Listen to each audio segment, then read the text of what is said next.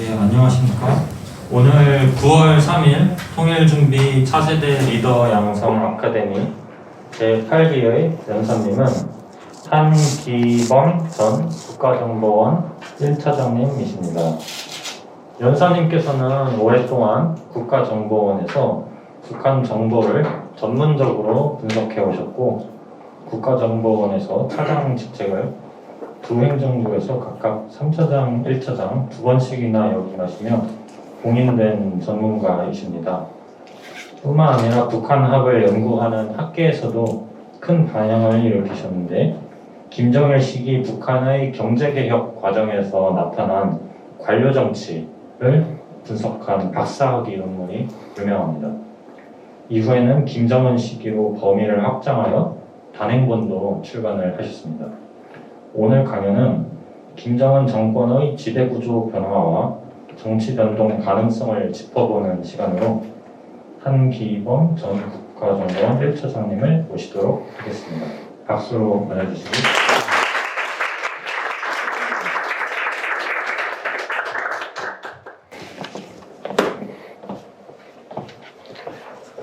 코로나 최근에 그 예방주사 4번째까지 맞았어요.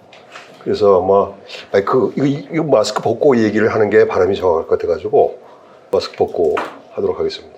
방금 소개받은 한기범입니다.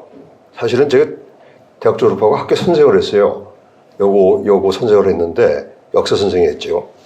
그러니까 이제 역사라는 관점에서 보면은 우리나라가 옛날에 삼국 분단됐다가 고려 통일했고 후삼국 시대 있었고 뭐 이렇게 이제 분구피랍이라고 분단됐다가 다시 합쳐지는 그런 과정이 있었습니다. 그래서 이제 제가 이제 우리 학생들한테 야 빨리 통일돼가지고 너희들이 신혼여행을 저쪽 뭐 6번 국도인가 그걸 가가지고 백두산에 가서도 여름에는 백두산에서 또 여름에는 한라산에서 이런 때가 빨리 와야 되는데 하는 그런 얘기를 하고, 그러니까 이제 역사라는 관점에서 보면은 사실은 이제 분단 곧 100년이 이제 멀지 않았는데 반드시 통일이 되리라고 믿습니다. 근데 여러분의 역할이 굉장히 중요하죠. 그러다가 어쩌다가 이제 그야말로 이제 그와 비슷한 역할을 제가 학교에서 이제 전직해가지고 국정원에서 근무를 하면서 이제 우리 김수식 차관님하고 같이 이 남북관계나 혹은 북한 문제에 관해서 일을 했는데, 최근에 그러니까 젊은 사람들이 요 작년에 지난 정부는 그랬다고 그러대요. 우리의 소원은 통일이 아니고 우리의 소원은 평화. 그러니까 통일이 자꾸만 멀어지는 거예요. 뭐 이런 식의 노래도 하고, 그래서 이렇게 돼야 되는가 하는 생각이 드는데, 근데 여러분들은 근데 다행히 통일을 생각하는 모임이고, 아마 여러분들이 아마 그 기회가 주어지면 아주 중요한 역할을 하리라고 믿습니다. 그래서 참 반갑고, 더군다나 토요일 오후에 만사 제끼고 또 젊은 분들인데 밖에서 놀고 싶은 유혹도 떨치고 이곳까지 와주셔서 감사하고, 그래서 제가 이제 여러분들한테 김정은의 권력 체계, 권력 구조, 먼저 이런 얘기를 할 건데 도움이 되려나 모르겠습니다. 하여튼 최대한 말씀드리고, 혹시 그 얘기하다가 궁금한 게 있으면 중간에 질문도 괜찮습니다. 근데 여러분들이 어느 정도 북한 문제를 알고 있는지 잘 모르는데 대략 약간의 이해를 하신 분들 정도가 듣기 편한 그런 정도의 강의 아닙니다. 그래서 이제 북한의 정치 체제가 그러니까 이제 전체주의 체제이고 사회주의 체제이고 독재 체제예요. 그래서 다른 그런 체제, 전체주의 체제, 그 다음에 사회주의 체제 혹은 독재 체제하고 북한 체제는 어떻게 다른가? 그 보편성과 차별성. 특히 김정은 때의 권력 구조는 그 전 시기 김정일 때하고 어떻게 다른가? 또 김정은이가 비교적 올해가 이제 집권한 지 11년 차 아닙니까? 짧은 기간에 권력을 다지는 데 성공을 했는데 그 비결이라고 할지 그게 뭔가?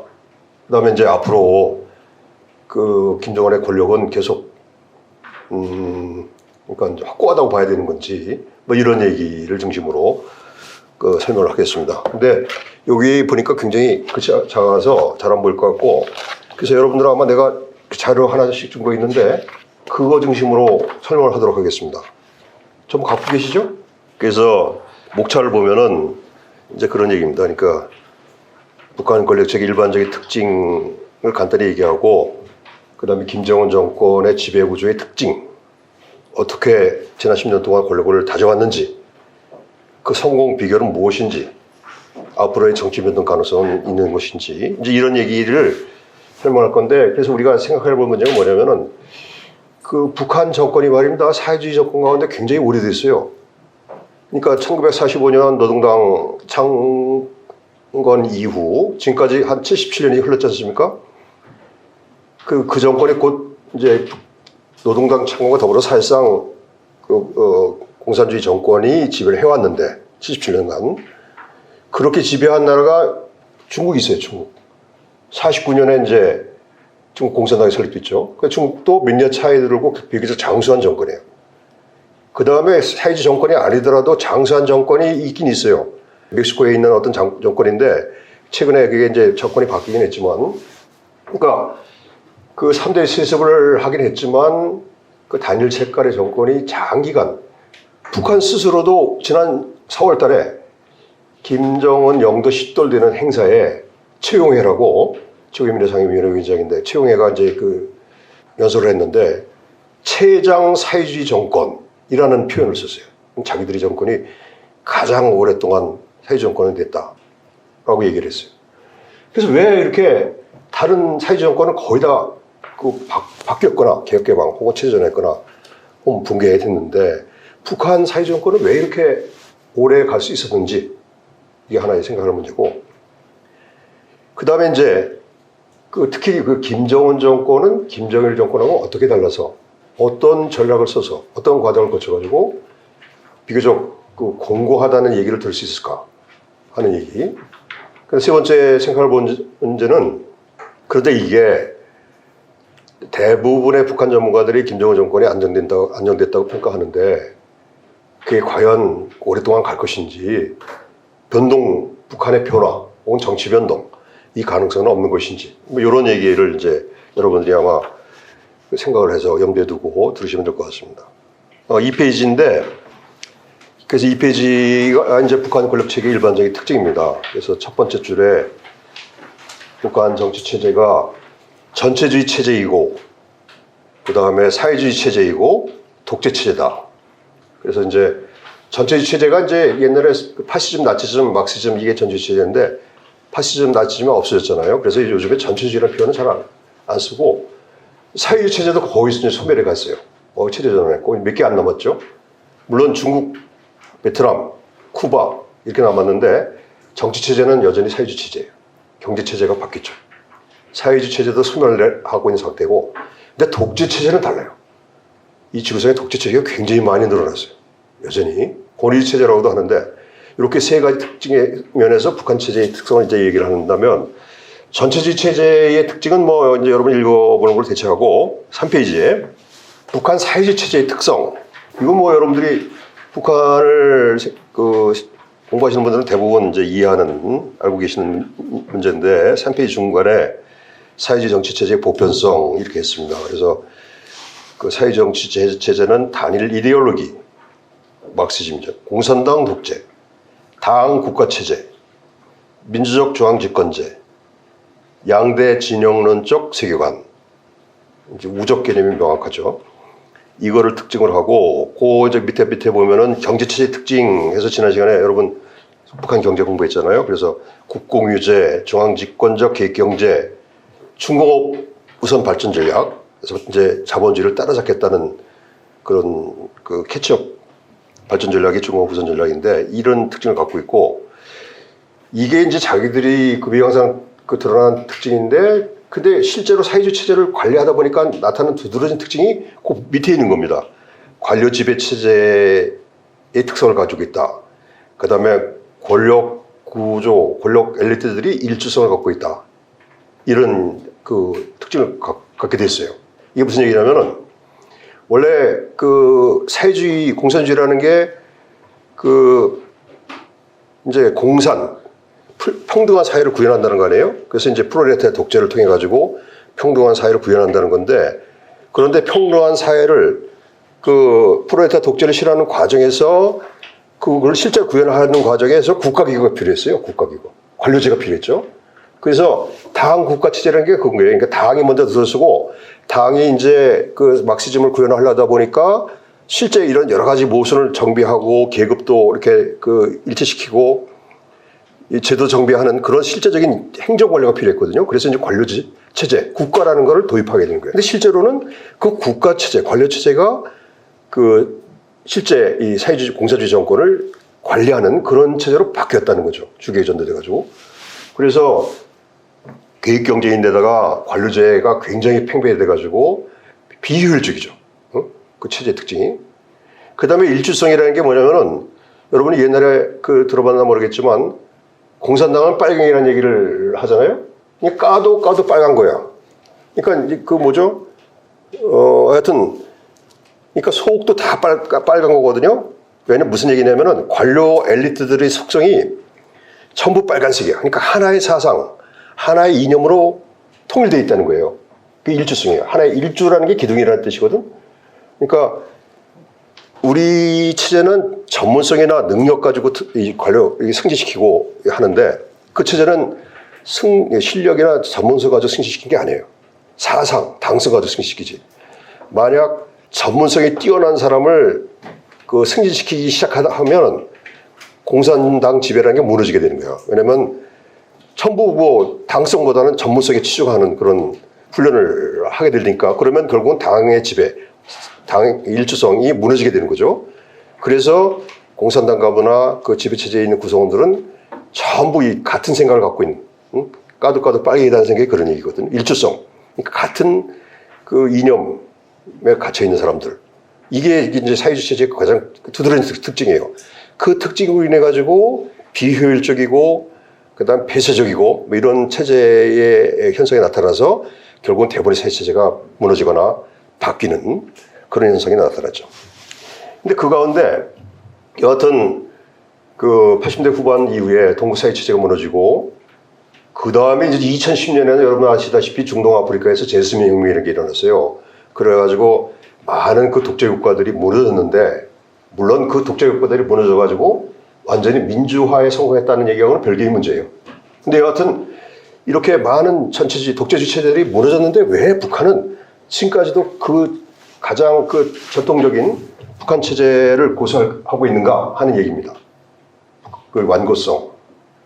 그게 이제 3페이지 밑에 있는데 그 북한 사회주의 체제가 장기적으로 손석할 수 있는 요인이 첫 번째, 사회주의 체제 형성 과정이 다르다. 다른 체제하고. 두 번째, 김일성 정권, 이 김정은 정권이 지금까지 이렇게 지나온 과정, 역사적 과정, 그래서 지배 이념, 사회 구조 면에서 다른 체제가 차이가 있기 때문에 여태까지 존속했다. 이렇게 통상 얘기를 합니다. 첫 번째, 사회주의 형성 과정에서 다른 점은 유럽에 있는 사회주의 체제는 이식 사회주의 체제, 트레인, 기차로 이렇게 실어온 그런, 그러니까 다른 소련이 이 독일이나 혹은 폴란드, 헝가리 같은 유럽을 공산화시켰죠? 그러니까 자기들이 공산화를 한 게 아니고 다른 그러니까 소련이 이렇게 이식 사회주의예요. 반면에 중국이나 베트남은 자생이죠. 자기들이 혁명을 해가지고 스스로 그 사회주의 체제를 만들었죠. 과거에 그 정권을 할 때 바꾸고 어느 체제가 오래 갈 것 같습니까? 그런 것처럼 그러니까 자생적인 사회주의 체제가 오래 가요. 근데 이 김일성 정권은 겉으로는 소련이 만들어 갖다 세운 허사의 정권이에요. 그렇지만 체제 형성, 그러니까 사회체제 초기에는 트레인 그 사회체제지만 그렇지만 초기 형성 과정에는 그 북한 내부의 그 과거의 그 봉건제도라든가 일제라든가 이걸 타도하는 과정에서 추체형의 그 공산체제 형성이 가미가 됐어요. 그러니까 북한 사회주의 체제 형성은 이식형도 아니고 자생형도 아니고 일종의 혼합형이다. 그게 하나의 장점으로 적용했고, 두 번째, 역사적 경험, 이거는 뭐 여러분 잘 알잖아요. 전쟁을 경험했죠, 우리하고 그래서 미제를 타도했다. 또 일제를 극복했다.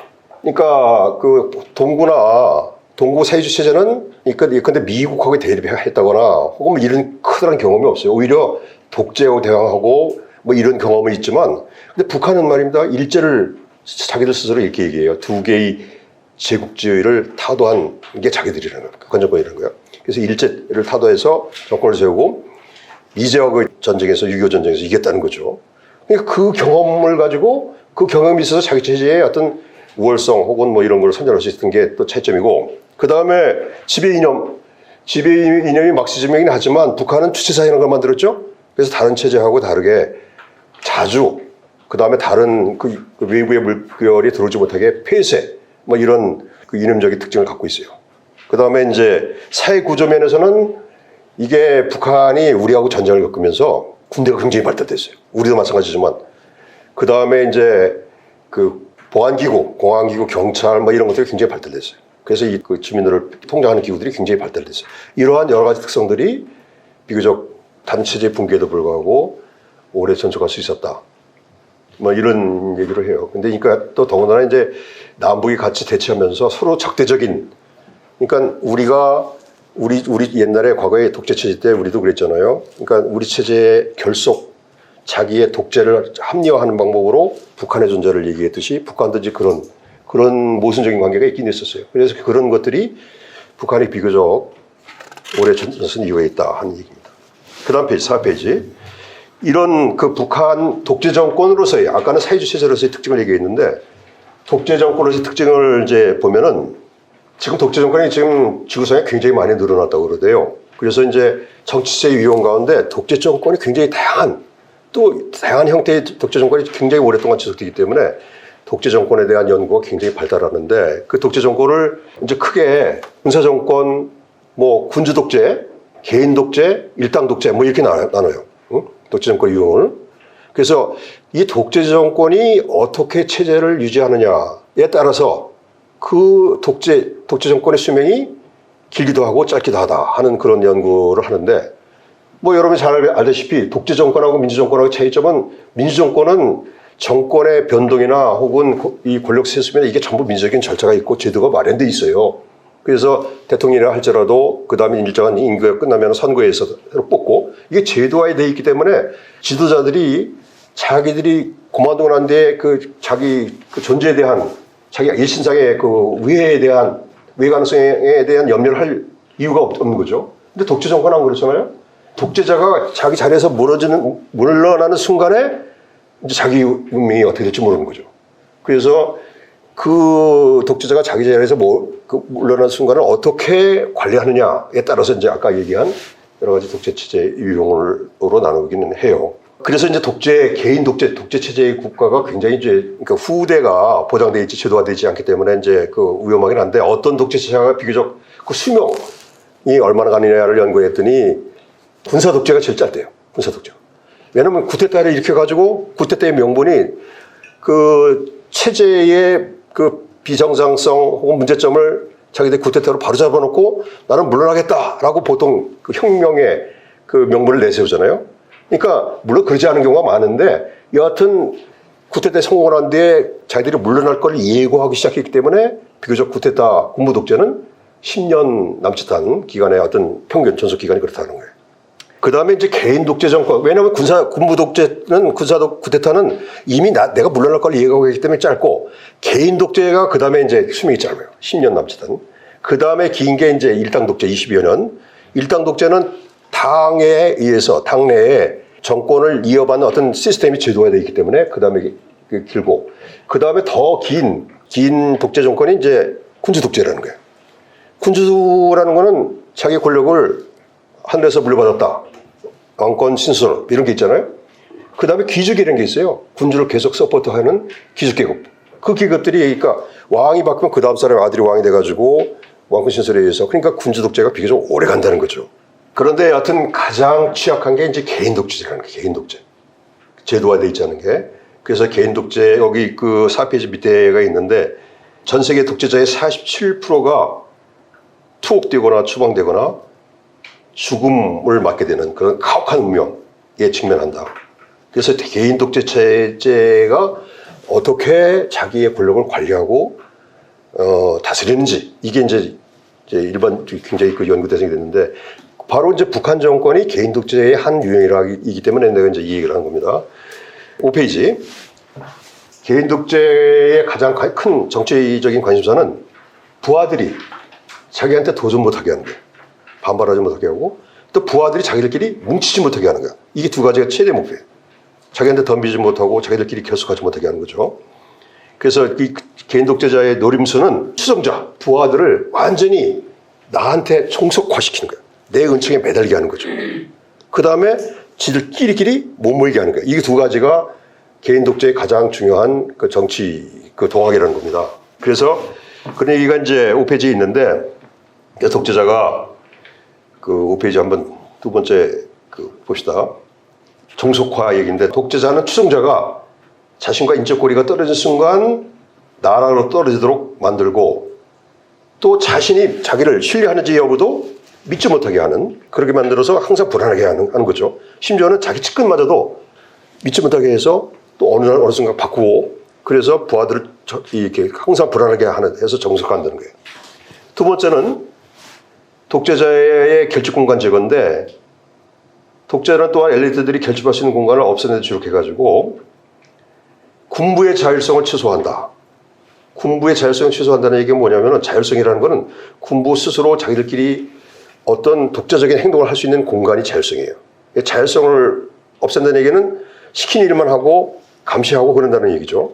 그걸 취소하고, 그 다음에 이제 그 공안기관하고 권력기관은 서로 감시하게 하고, 국가 운영에도 계획된 무정형성을 주입한다. 그러니까 어떤 행사나 혹은 회의체 같은 게 활성화되어 있고 주기화되어 있으면 이 부하들이 음모를 꾸밀 때 그 행사나 회의체를 활용한다는 거죠. 근데 그거를 불규칙하게 막 바꾸는 거야. 그래서 부하들이 그 공간을 활용할 수 없게 만드는 거야. 그러니까 그만큼 독재자가 불안하다는 거죠. 이런 형태로 결집 공간을 제거한다. 그래서 일반적으로 독재자들이 그 자기의 권력을 지령하는 방법에 관한 얘기를 했고, 그 다음에 이제 5페이지 중간에 특히 이 독재 정권이 자기의 권력을 지탱하는 제도적 기반, 뭐 경제적 기반도 얘기 거기 써놓긴 했는데, 이 뭐냐면은 거기 있는 네 가지입니다.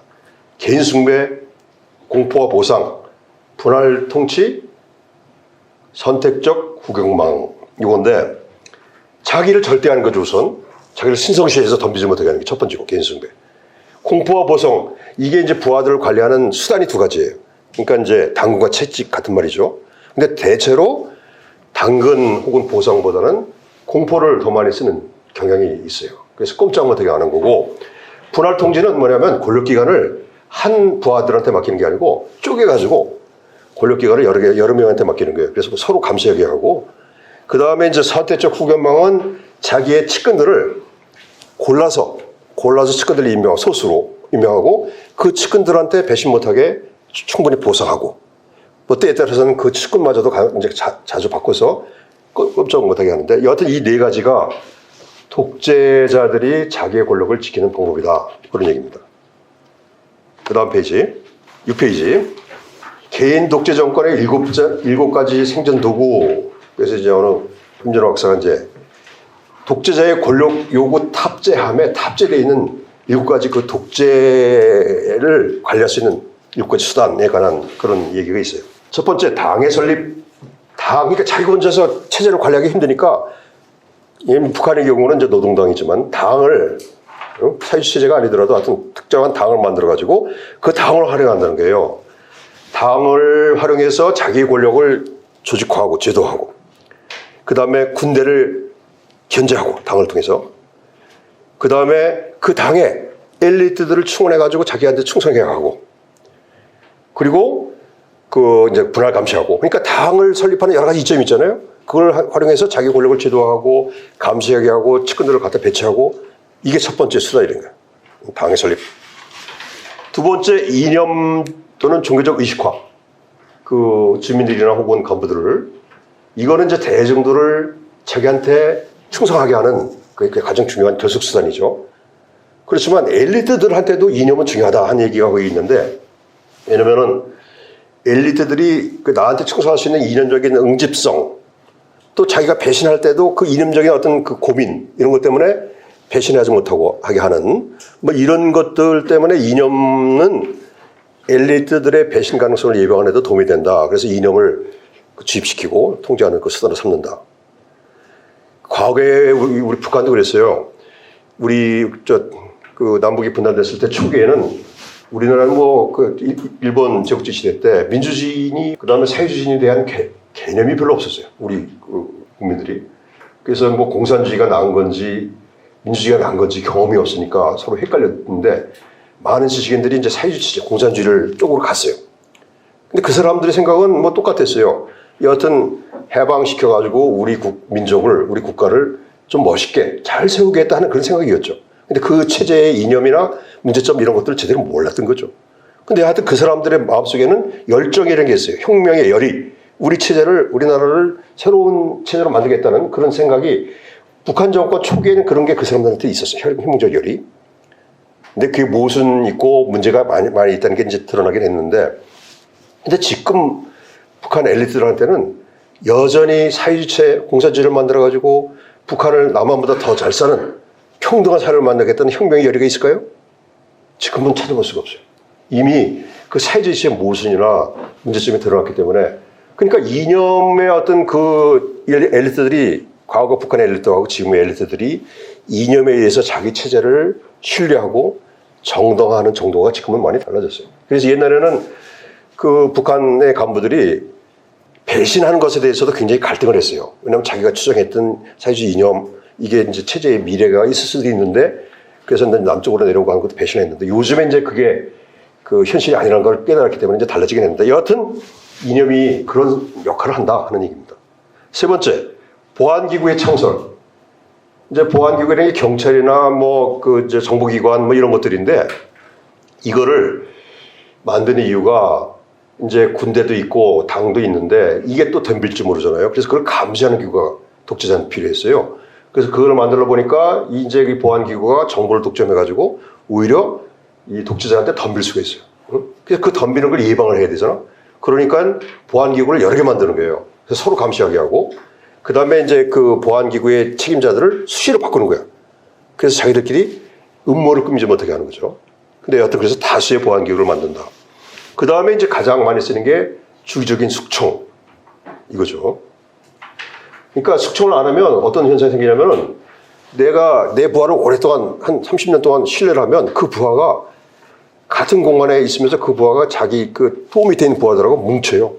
응? 생각도 같이 하고, 동일한 인물과 동일한 공간에서 오랫동안 생활하면 자기들이 자기 상관보다는 그 양반이 더 중요한 충성의 대상이 되는 거야. 그렇죠? 그러니까 충성의 대상이 최고 독재자가 아니고 자기 보스가 되고 자기들끼리 음모하고 되고 따로따로 모이게 되니까, 그러니까 이제 숙청하고 바꾸고 뭐 이런 현상이 불안하니까 독재자가 이런 거를 한다는 겁니다. 그 다음 페이지, 7페이지. 그 다음에 이제 뭐 흑기사 국가. 그러니까 여차하면은 그 독재 체제를 지원을 해줄 외부의 세력이 있으면 좋다 이런 얘기예요. 이제 중국 같은 경우가 북한한테는 뭐 그런 경우고, 그 다음에 이제 가족 경영, 가계 권력 세습 뭐 이런 얘기 있는데, 그래서 뭐 그건 그렇고, 그래서 이런 식으로 독재 체제가 관리되고 운영되는데 북한도 마찬가지입니다. 북한이 그 독재 체제가 오래간 이유가 군주제하고 사실은 비슷해요. 그러니까 북한은 백두의 혈통에서 세습을 했잖아요. 그러니까 세습이 정당화되는 거야. 왕과 같이. 그 다음에 군주제에는 귀족이 있잖아요. 근데 북한에 있는 가신들, 김일성의, 김정일의, 김정은의 권력층 엘리트들의 이 권력도 이어가고 있어요. 이렇게. 물론 이제 새로운 줄서기가 있고 뭐 이런 게 있긴 한데, 그래서 비교적 그렇기 때문에 북한 체제는 그 개인 독재이긴 하지만 하이브리드 정권이다라는 표현도 해요. 그러니까 군주제 속성도 있고, 그 다음에 노동당이라는 것도 있잖아요. 일당 독재도 있고. 그래서 여러 가지 그 독재 체제의 성격을 짬뽕한 그런 정권의 속성이라서 오래간다. 뭐 이런 해석도 하고. 그 다음에 이제 두 번째로 북한 정권이, 북한 그 실용 독재 정권의 특징 가운데 하나는 독재자와 엘리트의 관계를 보면, 독재자와 그 부하들의 관계를 보면 그 권력을 분점하거나 경쟁 관계에 있지 않죠. 응? 그러니까 김정은이가 혹은 김정일이가 권력을 완전 독점하고 있는 거예요. 그래서 그런 독재를 이제 정치학 용어로 개인 독재, 거기 이 중간에 있는데, 그 다음에 엘리트들의 반란 가능성을 상정할 수 없는 확립된 독재, 뭐 이런 개념이 이제 북한의 독재 정권도 그런 형태의 독재 정권이다. 그 다음에 이제 더군다나 이게 3대까지 권력이 이렇게 세습됐다는 거는 그 독재 정권이 굉장히 견고하구나 하는 거를 읽을 수 있는 징표라는 겁니다. 그 다음 페이지.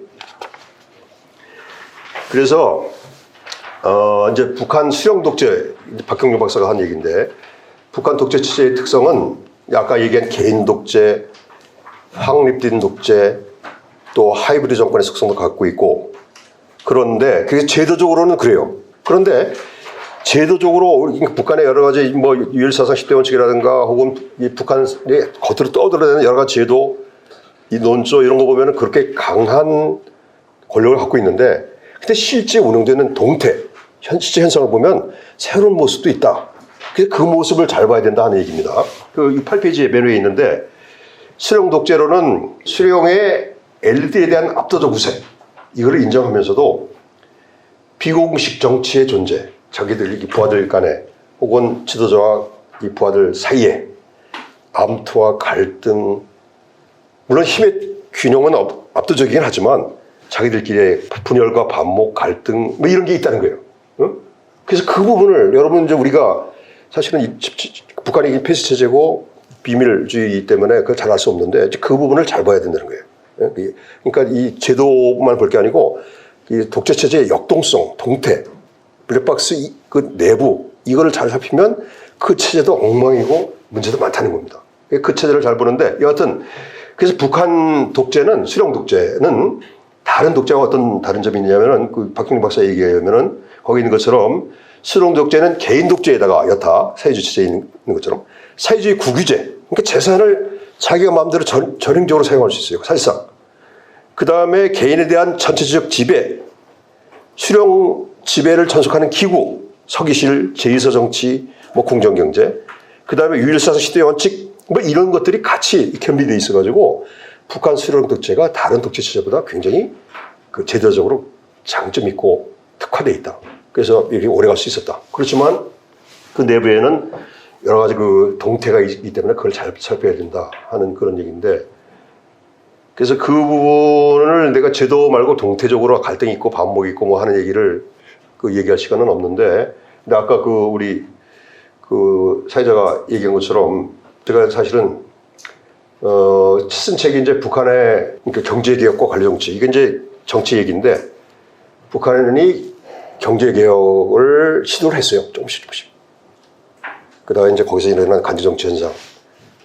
얘기를 간단하게 하면, 그러니까 북한은, 그러니까 제도적으로 보면은 유일사상 시대 원칙, 수령의 어떤 권위의 절대성, 뭐 이런 것 때문에 제가 그 회사 다닐 때 우리 직원들이 맨날 그래요. 그러니까 뭘 어떻게, 어떤 상황이 생기면 그거를 어떻게 해석하냐면 김일성이 혹은 김정일이가 이렇게 결정해서 이렇게 했다. 그 체제가 하나의 합리적인 지도자에 의해서 운영되는 것처럼 항상 보고 그렇게 분석을 하고 그래요. 그 이제 수령 결정론, 수령이 결정하고 그 합리적으로 이제 한다고 이렇게 해석하는 거죠. 근데 그렇지 않다. 비록 그 외관상은 수령이 결정하지만 그 내부에는 권력 갈등과 암투, 그 다음에 이런 것들이 물론 그걸 도전할 만큼의 그런 절대적인 힘은 아니지만 이런 게 많아서 그 부분을 잘 봐야 된다. 정치계라는 게 수령이 말이야. 그 지가 얼마나 그 위대해가지고 혹은 절대적인 시간과 정보, 관심사에 제한이 있잖아요. 아무리 개인이라도. 그래서 독재자가 할 수 있는 게 굉장히 제한돼 있어요. 그러니까 자기가 관심 있는 몇 가지 일만 하는 거지. 나머지는 부하들한테 시키는 거야.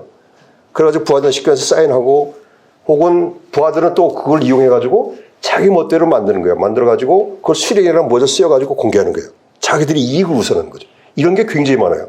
그걸 뭐라고 그러냐면은 조직의 이익. 그러니까 당이면 당, 혹은 내각이면 내각. 그 장성택이가 관리하는 당 행정부 같은 경우, 그 자기 당 행정부의 이익, 그 부하들의 편익, 뭐 이런 거를 우선시한다는 거 사실상.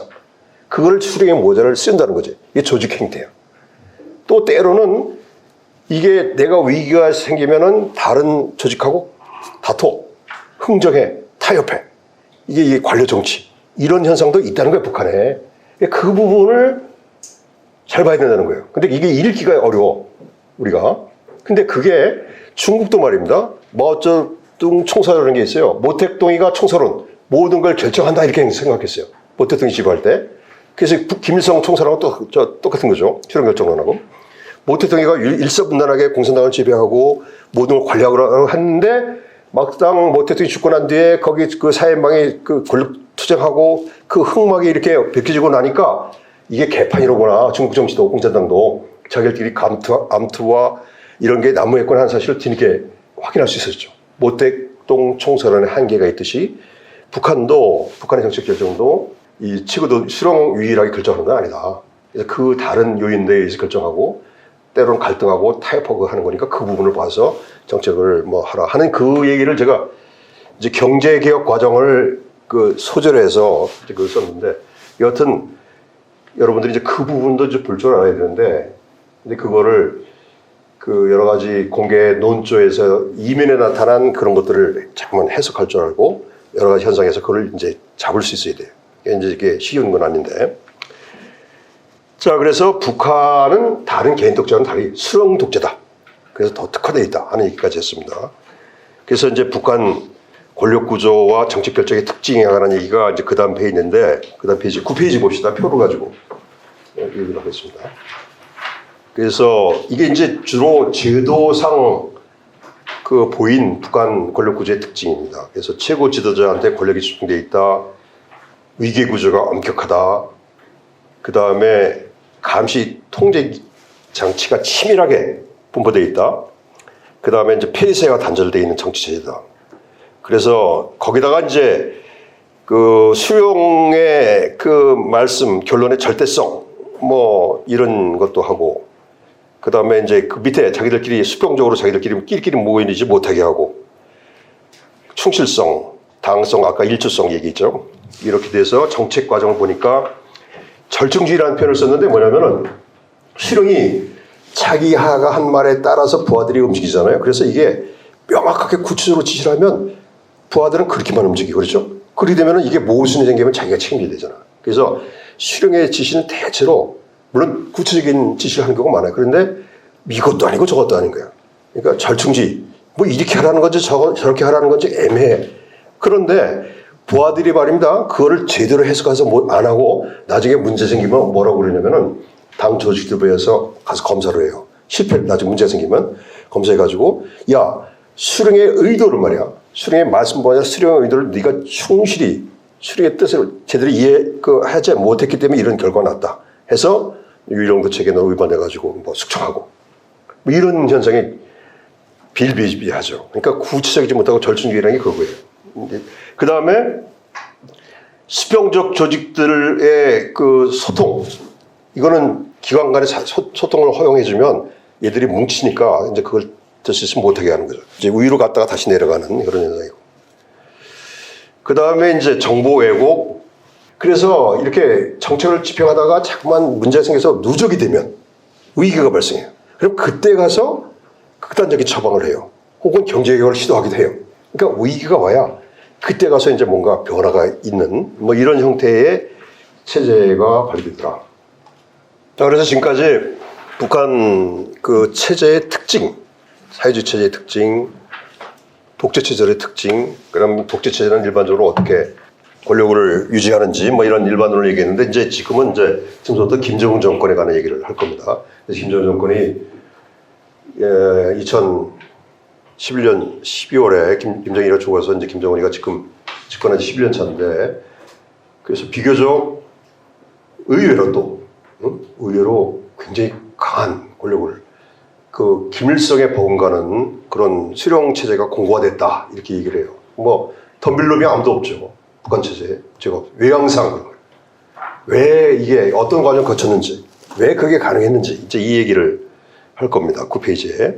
그래서 우선 김정은의 권력이 공고화되는 과정을 지금부터 11년이 지났는데 한 2년 단위로 끊어서 이렇게 묶어보면은 첫 번째 2011년 12월에 이제 자기 아버지가 죽어서 그 다음에 이제 권력 승계를 하고 한 그 첫 단계를 보면 세습 절차가 지체 없이 진행됐어요. 1년 내에. 12월 달에 이제 최고사령관 됐고 그 다음 4월 달에 당 제1비서 국방위원회 제1위원장이 됐고 원수도 칭호도 받고 그래서 1년 내에 지체 없이 승계됐어요. 근데 김정일은 어떻게 됐나요? 1994년 7월에 김일성이 죽고 김정일의 권력 승계는 어떻게 됐죠? 김정일은 3년 있다가 했어요. 김정일은 3년 상을 하고 자기 아버지가 죽고 난 뒤에 3년 상 있다가 3년 동안 애도 안 하는 거야. 그리고 이제 3년 상 지나고 난데 제가 그때 그 북한 분석하는 바로 그 자리에 있었어요. 점심 먹으러 가는데 토요일 날. 근데 김일성이 죽은 거야. 그래서 이제 김일성의 사망에 대한 판단, 이거 아주 큰 문제가 생겼는데, 근데 바로 직전에 우리 선배가 김일성의 건강 상태 해가지고 분석을 했어요. 분석을 해가지고 대통령 보고도 하고, 그때 김일성이 그렇게 갑자기 죽을 이유가 없었어요. 근데 하여튼 저쪽에 묘양산에 어디 가다가 그 김정일이가 정치를 잘못하니까 김일성이가 이제 다시 나서기 시작하고 경제를 챙기기 시작하고 막 승질도 내고 막 그랬어요. 그래서 묘양산에서 승질 내다가 경제간부들하고 토론하다가 그 김일성이 죽었어요. 그래서 헬기가 갑자기 뜨고 비 오는데 그 헬기가 안 떠야 되는데 헬기가 뜨고 뭐 이런 걸 보고서 뭐 무슨 변화가 생겼단 말이다. 근데 이제 김일성이 죽었거든요. 근데 권력 승계를 해야 되는데 처음엔 100일 있다 한다고 그랬어요. 100일상. 자기 아버지 죽음을 100일 동안 애도를 하고 그랬다가 1년상을 한다는 거야. 그러다 3년상을 한다는 거예요. 그러니까 이 과정을 내가 빨리 승계를 시키고 나도 좀 그 자리를 그만두고 다른 일을 했으면 좋겠는데 지루하게 이 권력 승계 과정, 그 다음에 이게 뭐 시신 미라 만들고 그 과정을 지루하게 써서 그냥 꼼짝 못했어요. 내가. 그래가지고 내가 빈혈도 생기고 집에 가서 막 가다가 쓰러지기도 하고 엄청나게 고생을 했는데 그러고 난 다음에 내가 거기서 빠져나왔어요.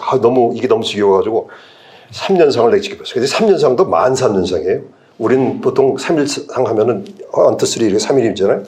그래서 이제 94년 7월에 김일성이 죽고 97년 10월에 당청비서되고 98년 9월에 국방위원장 됐어요. 그 승계한 직위도 이상하죠? 그 얘기는 뭐 그게 선군 정치 때문에 그랬어요. 선군 정치. 그 이제 경제가 개판이고 그때 고난의 행군 돼가지고 문제가 심각했는데 그래서 김정일이 3년상을 하고 승계를 할 수 있다는 건 무슨 얘기예요? 그게 자기한테 덤빌 사람이 이미 권력 장악에는 자신이 있다는 얘기예요.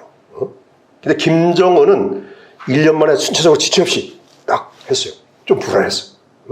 김정일하고 김정은의 권력 승계의 기초 조건이 어떻게 다른지 이건 여러분 잘 알죠?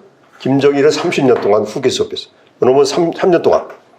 그 다음에 김정일은 자기 아버지가 할 때도 이 바이스들이 측근들이 두 번째 그러니까 부장 밑에 부부장 이게 전부 지 측근들이야. 그 애들한테 선물 주기를 갖다 주고 그래서 이 자기 부하들이 포진되어 있고 이미 그 수령이 두 사람인 거예요. 그래서 김정일의 그 권위가 공고가 된 상태에서 승계했고 김정은은 갑자기 후계자가 됐어요. 지 형도 있는데 그래가지고 이제 갑자기 이제 김정일이가 물론 2008년에 그 스트로크가 생겼어요. 뇌졸중이 생겨가지고 그래서 갑자기 이제 후계자를 결정해서 김정은이가 됐고 그나마 다행했어요. 그때 김정은을 만약 후계자로 그 2008년 말에 안 앉혔다면 후계자가 미정인 상태에서 김정일이 죽었다면 상황은 또 달라졌을 거예요. 근데 이미 정해졌기 때문에 북한의 엘리트들이 거기에 대해서 반대는 하지 못했지. 근데 뭘 반대했냐면 김정은을 자기한테 꼬드기려고. 이제 옛날에는 뭐 딱 질서가 명확했는데 김정은이가 권력을 딱 장악하고 난 뒤에 이 밑에 있는 놈들이 이제 김정은이가 28살이에요. 우리 아들보다 조금 나이가 많은데 28살 권력 생각했는데 그러니까 이게 애송이야 애송이.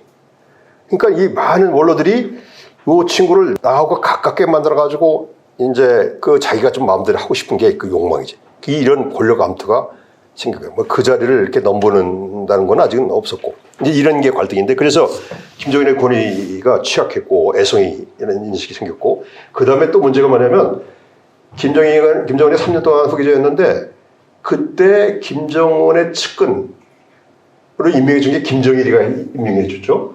2009년, 2010년 이때 이제 중앙당을 새로 만들어가지고 그 간부들을 임명해서 니들이 저 김정은을 잘 보좌하라. 김정은이가 대장이 됐어요. 그 승계하기 전에. 그 대장, 뭐, 자기 공모도 같이 대장이 됐는데, 같이 대장으로 임명한 사람들이 김정일이가 이제 김정은을 잘 받들어라. 뭐 이런 사람들이지. 그 다음에 이제 김정일이가 죽었을 때, 운구한 사람들이 있잖아요. 운구 7인방이라고 그러는데 그 사람들. 이 사람들이 전부 김정은의 후계원 세력이야. 그런데 그 사람들 누가 임명했어요? 지가 임명하지 않았죠? 자기 아버지가 임명했어. 응? 그러니까 이제 이거 바꾸는 게 중요한 문제예요. 이게 완전히 달라. 자기 아버지가 임명한 거하고 내가 임명한 게 완전히 다르죠. 근데 김정은은 그걸 사실은 비교적 잘했어요. 김정일이가 그 김정은을 그 후계자로 임명한 게 개의 어떤 그 배짱 혹은 그러니까 김정철이라고 있어요. 김유정은 동생이고 김정철이 형이 있는데 근데 김정은이가 굉장히 포악하고 승부근성이 있고 그 스위스에서 유학하다가 농구 경기 하다가 지면은 그 깡통 걷어차고 뭐 여동생 보고 그 농구 경기 이렇게 복사 CD인가요? 그거 해놓으니까 안 했다고 혼내기도 하고 또 지면은 혼자서 어떻게 해서 다음에 이길 건가 연구도 하고 얘가 승부근성이 있어요. 그 점을 김정일이 파악해서 실제 그 김정은을 이제 앉힌 거지. 근데 그 성격이 사실은 권력 장악하는 큰 도움이 됐다고 보여져요. 그래서 그 김정은이 집권하고 1년 내에 자기의 자리를 빨리빨리 찾아갔고 그 다음에 1년 내에 중요 간부들을 다 바꿨어. 군대 지휘관들, 보안기관, 경찰, 당만 안 바꿨어. 당직에 있는 사람, 당은 계속 그래도 자기가 활용해야 되기 때문에 1년 새에 비교적 측근 그 권력층 인물들을 다 바꿨어요. 응? 그 다음에 이제 노동당을 자주 열어가지고 노동당을 활용했죠. 이게 초기에 권력을 장악할 수 있는 어떤 계기가 됐던 거예요. 두 번째, 공포통치. 2014년 16년인데 공포통치는 아까 그 여러분 독재자가 그 체제를 관리하는 방법 가운데 자기 권력을 유지하는 방법에 가장 잘 쓰는 방법이 공포통치라고 그랬잖아요. 그러니까 보상, 당분간 채찍인데 주로 공포. 김정은이가 바로 그 대담성. 그러니까 김정은이가 후계자가 됐을 때 내가 그때 현직에 있을 텐데 어떤 얘기가 들렸냐면은 저 후계자가 굉장히 그 대담하다는 거 북한 사람들이 나한테 그런 얘기 들었어요. 김정일이가 후계자였는데 배짱이고 무섭다는 얘기를 하더라고. 그러니까 김정은이가 그 후계자가 되면서 부하들한테 특히 군인들한테 군부 쪽에 자기가 무섭다는 인상을 끊임없이 심어준 거예요. 그게 바로 그 연평도 포격 있잖아요. 그게 이제 2010년에 있었는데 김정은이가 대학에서 그 군사대학 종합대학에서 뭘 했냐면은 포병술을 전공했어요. 포병술. 그러니까 그 GPS 장치를 이용해서 포병의 그 타격을 정확하게 하는 방안 이게 그 논문이라고 그러더라고. 그래서 이놈이 2010년 그 연평도 포격을 우리 땅에 말입니다. 북한이 실제로 포를 쏘대는 게 이게 6.25 전쟁 이후에 처음이잖아요. 이걸 했어요, 이놈이. 그러니까 한국 연평도에 있는 저 좌표를 지가 다 갖고 있다는 거, 북한이. 그래서 그 군사시설만 정확하게 타격했다는 거야. 근데 물론 이제 그 좌표가 바뀌었어, 우리 쪽에.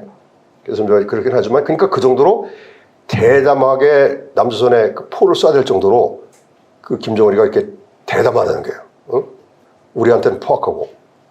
이제 이런 것들을 자꾸만 이렇게 보여줘가지고 담대성을 보여줘서 부하들이 자기를 덤비지 못하게 하는 그런 효과를 창출했어요. 이게 우리하고의 전쟁 그런 가능성도 있지만 남조선하고의 적대 관계도 있지만 국내정책인 이유 이게 그 우리 쪽에 많이 이렇게 나타나는 거죠. 그 다음에 공포통치 그래서 그 2013년 12월 달에 장수택을 처형했잖아요.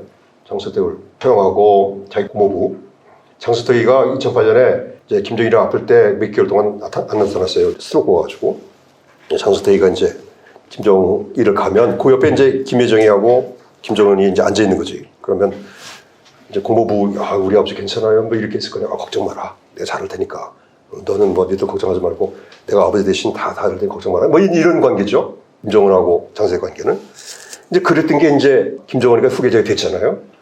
그래서 그 2010년 9월 그 3차 당대표사회인가 거기서 김정은이가 당군사위원회 부위원장이 돼가지고 후계자로 공식화돼요. 그때 장수택이가 다리를 꼬고 앉아가지고 그 김정은이가 부위원장 됐을 때 박수 치는 게 보니까 굉장히 건방지게 쳤다는 거야. 나중에 수정할 때 그 표현문이 그거예요. 어? 내가 그러니까 지도자가 후계자로 공식화해서 되는 그거를 장수택이가 치는 거 보니까 다리 꼬고 앉아가지고 뭐 별로 이렇게 마땅치 않은 그게 숙청 제목 가운데 하나예요. 그게. 그러니까 하여튼 자기 고모부를 죽일 정도로 근데 장수택이 덤비지는 않았어요. 뭐 자기 세력을 좀 키우긴 했지만 감히 김정은한테 덤빌 생각을 하지는 않았지. 근데 그 장수택이도 처형하고 그다음에 아까 그 전에 7월달인가 하여튼 이용호도 숙청했는데 이용호가 자기 포병술을 가르친 스승이에요. 그러니까 이게 이용호가 껄끄럽잖아. 부담스럽고. 그러니까 자기한테 껄끄럽고 권력에 위해가 있는 가능성이 있는 사람들을 그 다음서부터 이제 이제 한 번 공포통치를 시작했으니까 이제는 대거 몇 년 동안 했죠. 그게 이제 공포통치를 해서 수백 명의 많은 부하들을 제거를 하고 권력에 도전 가능성이 있는 사람뿐만 아니라 자기를 무시하는 약간이라도 그런 사람들을 처형하는 게 있었어요. 그 다음에 이제 특히 군인들에 대해서는 계급을 띄었다 붙였다를 반복했어요. 계급을 어느 계급을 부였다가 강등했다 6계급 강등했다가 다시 앉히기도 하고 지금 박정천인가 지금 총 참모장도 옛날에 포병 사령관 했는데 그러니까 김정은이가 포병 쏘아야 되는 걸 좋아해요. 포병수를 했으니까. 그래서 툭 하면은 그 2013년 14년에 포병 부대를 데리고 와서 이쪽에서 사격대하고 저쪽에 사격대하고 뭐 그러다가 그다음 미사일을 발전했죠 그게. 이제 옛날에 농구 냅다 쏴야 되는 것처럼 쏴야 되는 걸 좋아해가지고 이놈이 이제 이렇게 돼가지고 했는데 그 박정천이가 그때 포병 사령관이었었어요. 근데 지금 이제 계속 뭐 그 애정이 있었으니까 이제 이렇게 키워줬는데 그렇게 롤러코스터식 인사. 아까 말한 독재자는 부하들을 예측 불가능하게 해야 되잖아요. 그러니까 별을 붙였다 띄었다 원로들 권위를 인정하지 않고 이렇게 해서 그 부하들이 김정은의 권위에 매달리게 만드는 거예요. 종속. 응? 은층에 전적으로 매달리게 하는. 이 권력을 유지하는 방법을 썼다. 그래서 11페이지 보면은 거기에 이제 이용호가 그 도청에 걸려가지고 자기 김정은한테 애성이라고 했다가 그게 이제 그 숙청된 한 비행이 됐고 장수태기가 이제 아까 얘기한 박수를 건성으로 쳤고 꾸벅꾸벅 회의식 석상에 졸았다고도 추정하고 뭐. 그래서 부하들이 정책의 성패보다는 김정은한테 이렇게 밑보이지 않으려고 하는데 더 관심이 많았죠.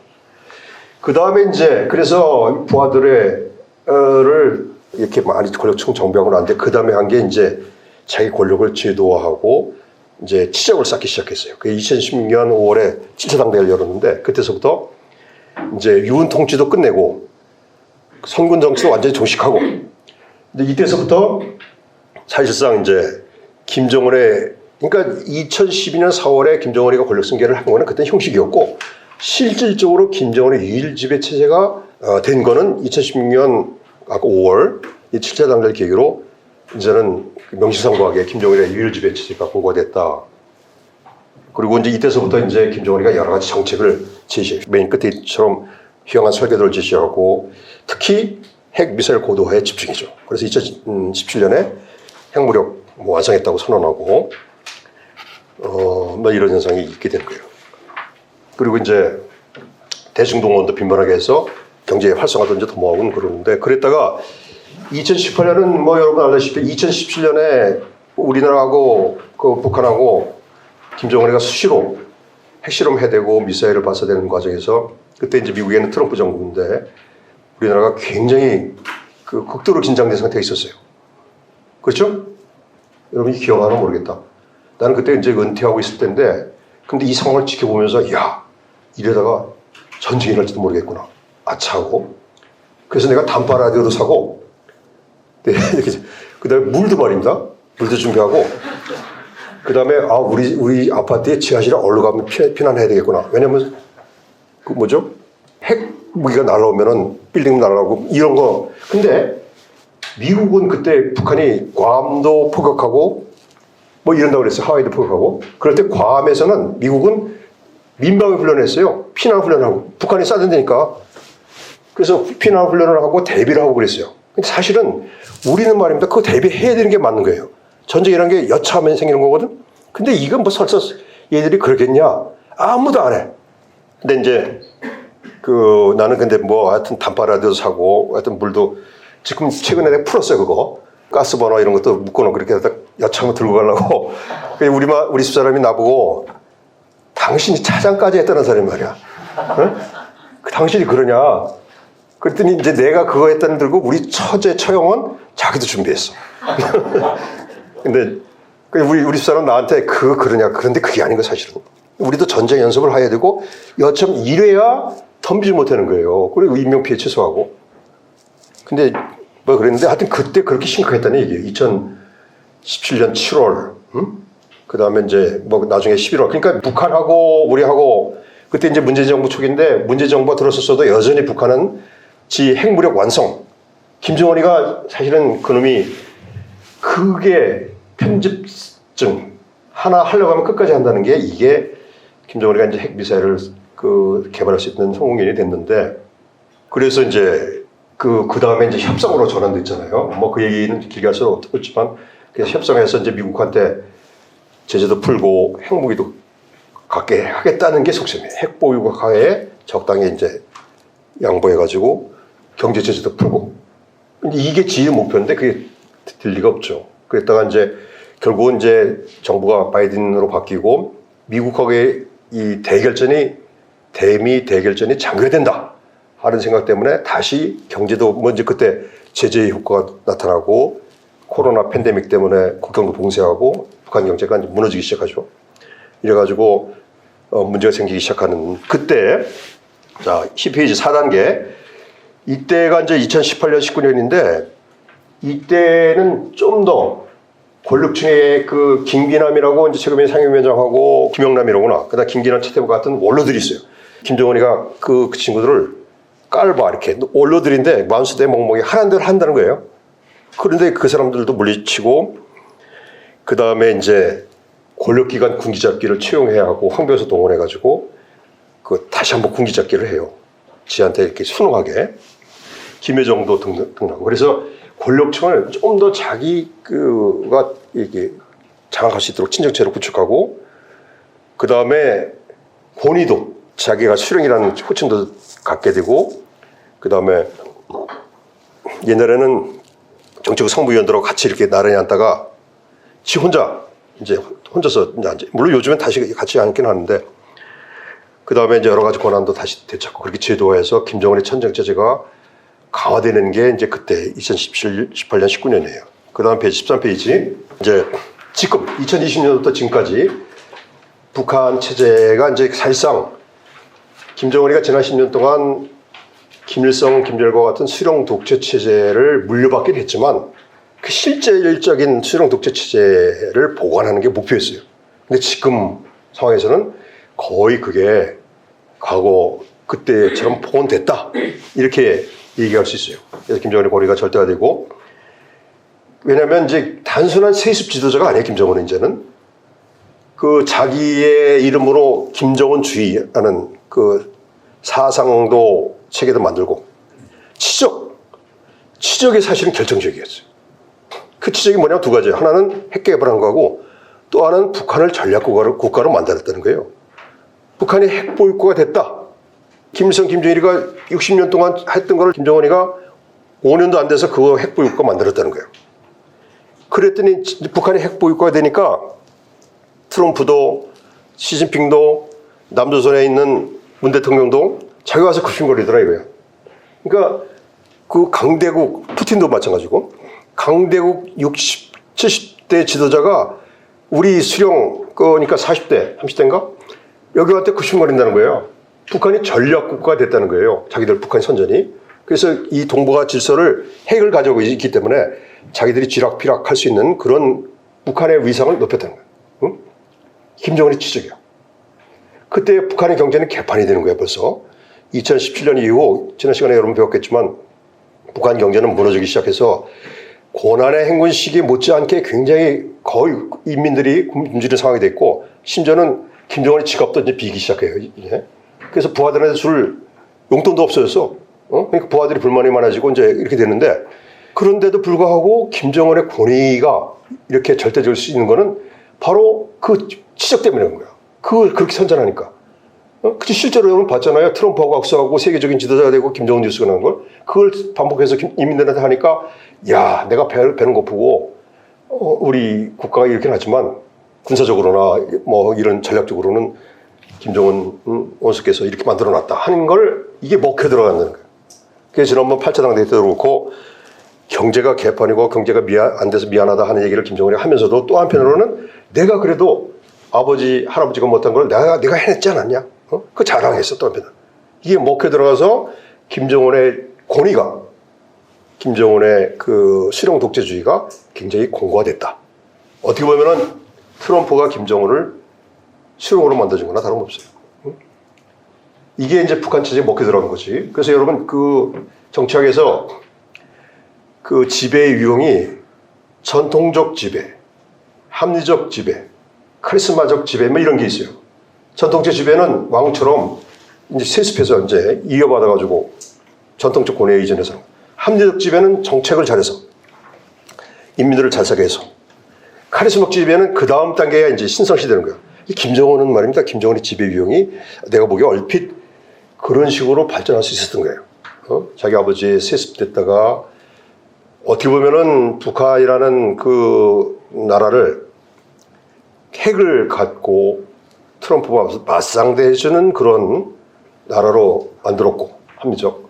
그래서 이제 지금 카리스마가, 김정은의 카리스마가, 그러니까 부하들도 감히 덤비지 못하죠. 김정은도 스스로 의시되는 거야. 트럼프 만나고 난 뒤에 이제는 뭐 월드리가 아무도 이제 감히 나오고 이제 맞상대 못하는 거지. 그렇게 지의 어떤 리더십이 뛰어나다는 자만심 같은 게 생겼어요. 쓸데없는. 그런 것들이 북한 체제의 절대화를 만든 요인이 됐다. 이런 얘기를 써놨어요. 13페이지에. 그래서 요즘에는 한동안은 김정은이가 다 친정체제 했는데 요즘엔 김정은이가 오히려 소소한 거는 자기가 안 해요. 부하들 시켜. 김여정이 보고 대남 담화문 내라고 그러고, 그리고 내부 정치는 조용원이라고 해서 조용원 조직비서인데 그 친구 시켜서 강습시키고, 심지어는 당 정책회의도 자기가 사회 안 보고 다른 놈 부하들끼리 사회 봐서 결정하게 한 때도 있었어요. 감히 그랬다가는 지들끼리 결정해서 김정은 내쫓자 이렇게 해갈지도 모르는데, 김정은이 그만큼 여유가 생기고 자만심이 생기는 거예요.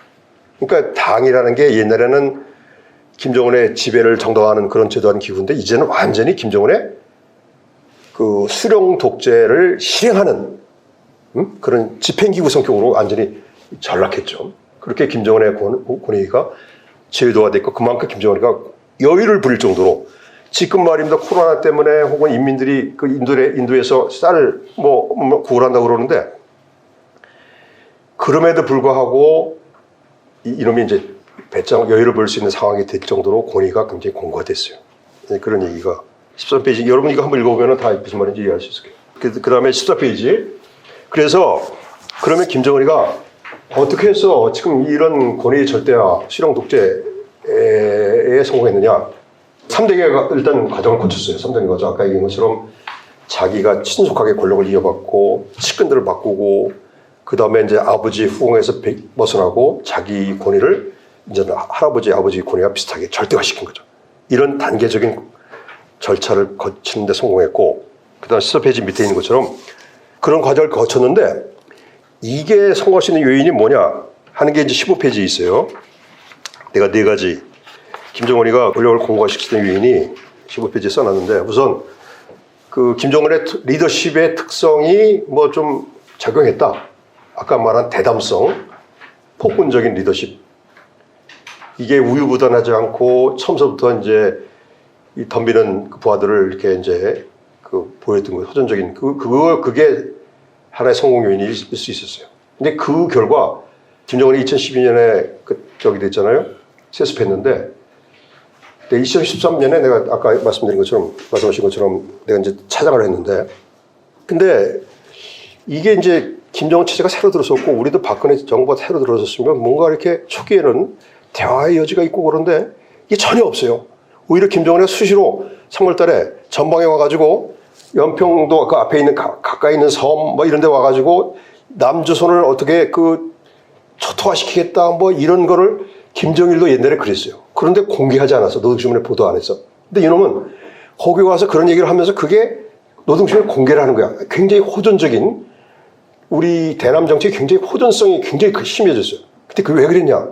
내가 보기에 바로 그건 거야. 그러니까 김정은의 입장에서는 남북관계 개선하는 게 중요하지 않고, 일단 집권해서 국내 정책으로 자기한테 덤비는, 특히 군부, 자기의 권위를 호전적이고 무섭다는 존재를 각인시키기 중요한 목표였어요. 그래서 그런 것들이 정책에 반영돼가지고 미사일을 개발하게 되고 적대적인 남북관계를 구성하는 한 요인이 됐죠. 국내 정책의 요인 때문에. 그래서 굉장히 오랫동안 그 시기에 김정은 집권 초기에, 그러니까 이 우리 남북관계가 별로 이렇게 열어질 가능성이 별로 없었어요. 그래서 어느 정도 이제 미사일을 개발하니까 2018년에 그때 가서 이제 협상에 온 거죠. 그래서 김정은의 어떤 그런 리더십이 권력 장악한, 그러니까 이게 김정은의 권력 장악에 성공했다는 얘기는 기능적인 평가예요. 기능적으로 김정은의 권력이 커졌으니까. 근데 규범적으로 그게 김정은의 권력 장악이 북한 체제 미래에 도움이 된다, 안 된다. 이건 다른 얘기예요. 근데 내가 얘기하는 건 개인적으로 평가하는 거예요.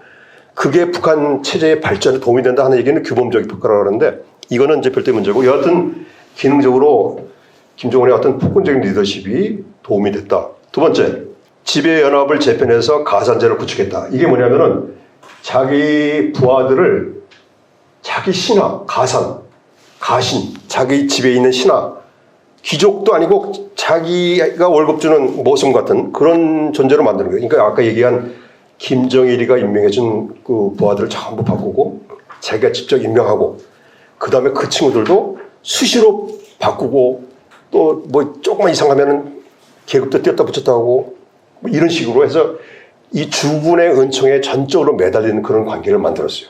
가신화하는 데 성공했어요. 이게 이제 권력을 공부하는 거예요. 근데 그게 장점도 있고 단점도 있어요. 응? 뒤에 이제 내가 얘기하는데 그 얘기가 쭉 써 있어요. 그래서 왜 가신화하느냐, 응?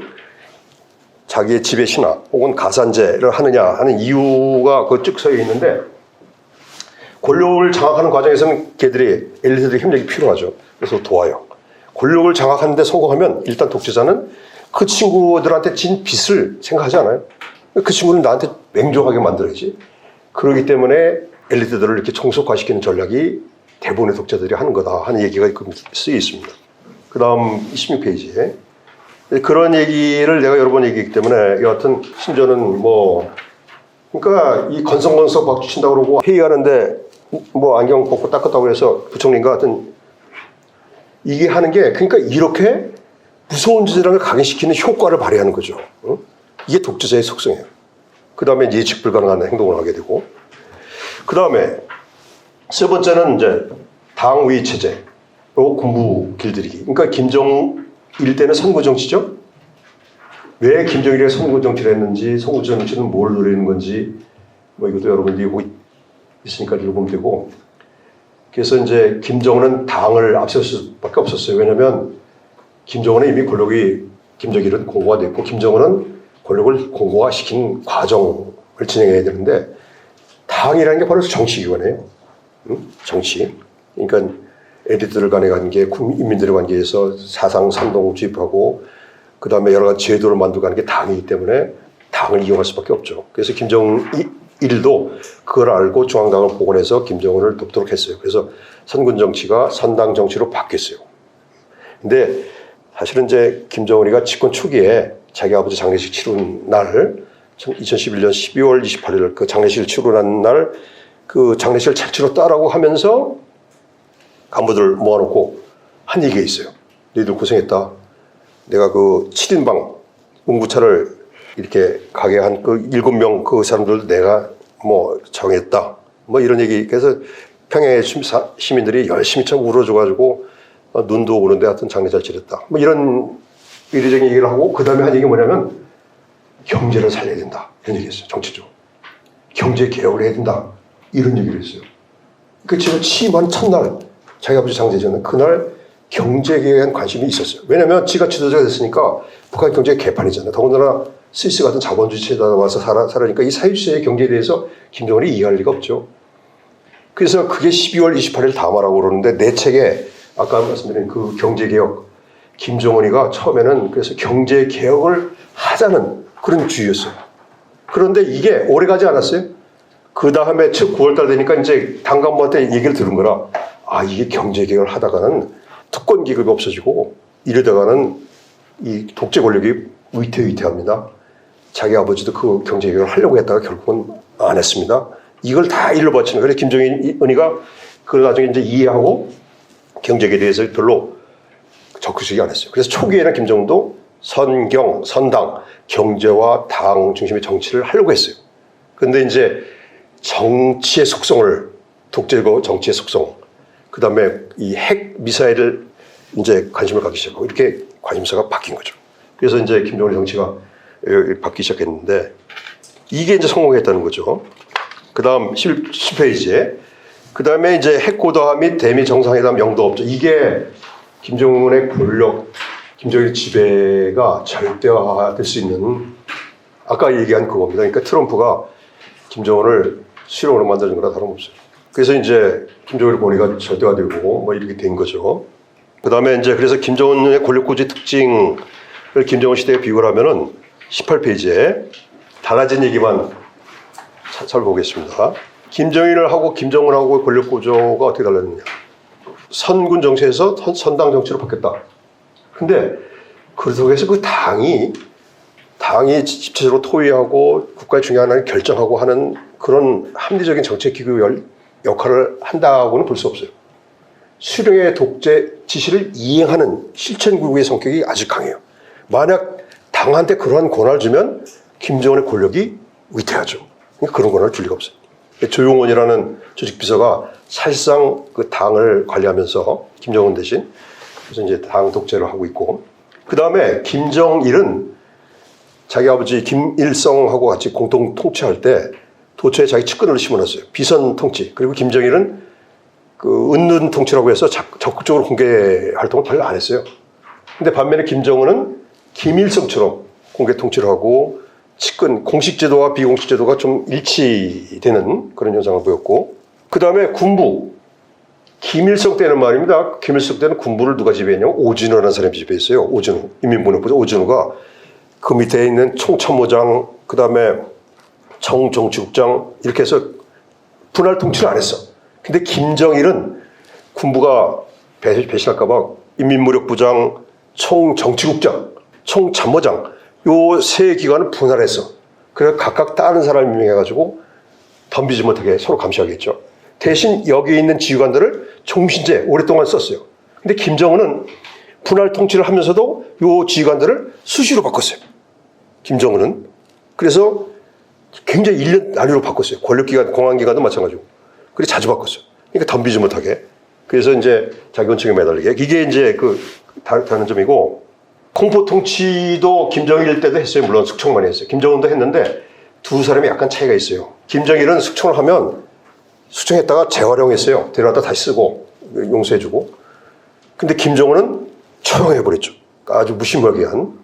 물론 최근에 바뀌었지만 초기에는 고사총으로 처형하는 그런 아주 그 공포를 연출하는 그게 차이점이고, 그 다음에 후견망, 측근. 이 선택적 후견망의 사이즈가 김정일은 컸어요. 왜냐면 측근 정치, 비선 정치를 하니까. 근데 김정은은 작았어요.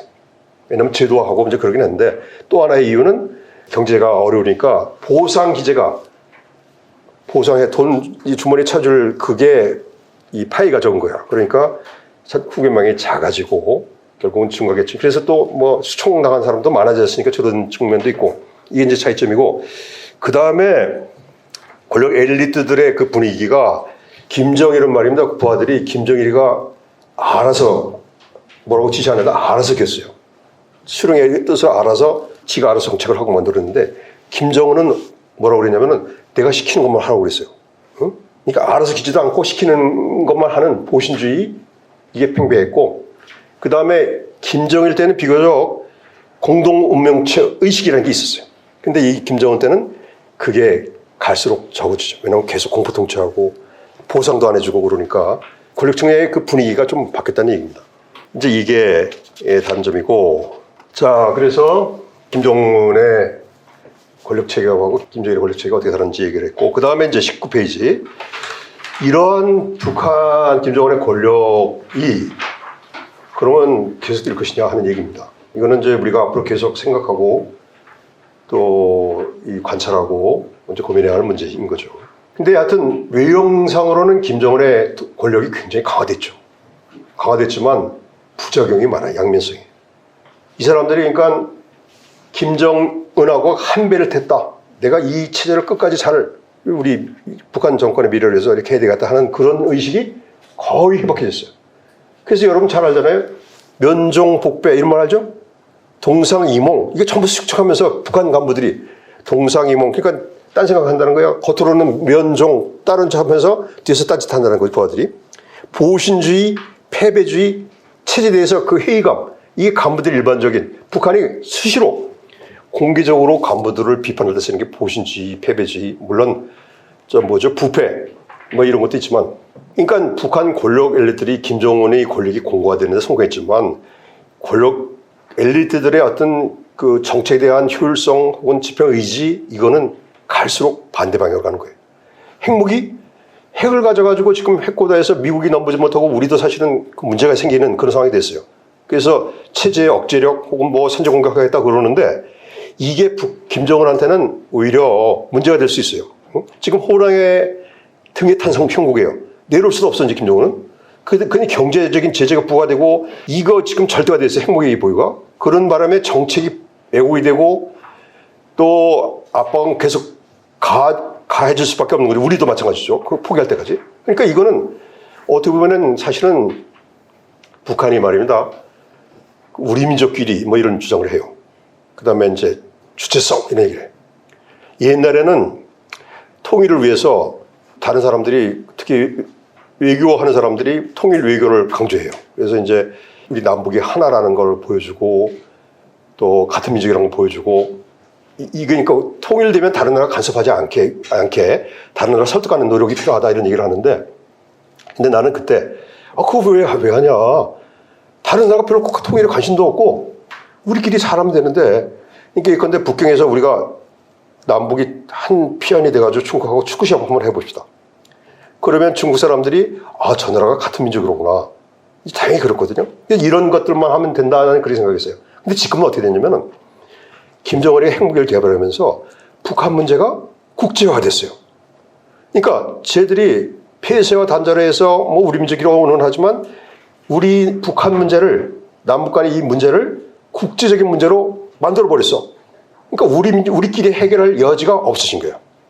그러니까 모든 나라가 중국이나 미국이나 이제는 통일에 간섭하게 만들어진 거예요, 지금은. 그러니까 사대주의의 극치가 바로 김정일이죠. 어떻게 보면 김정은이죠.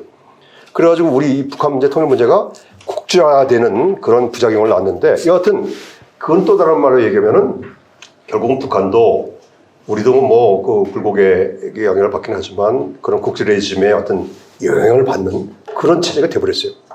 그렇잖아요? 미중 갈등이 지금 북한의 핵 문제를 가지고 미중 갈등이 서로 활용하고 있는 거거든.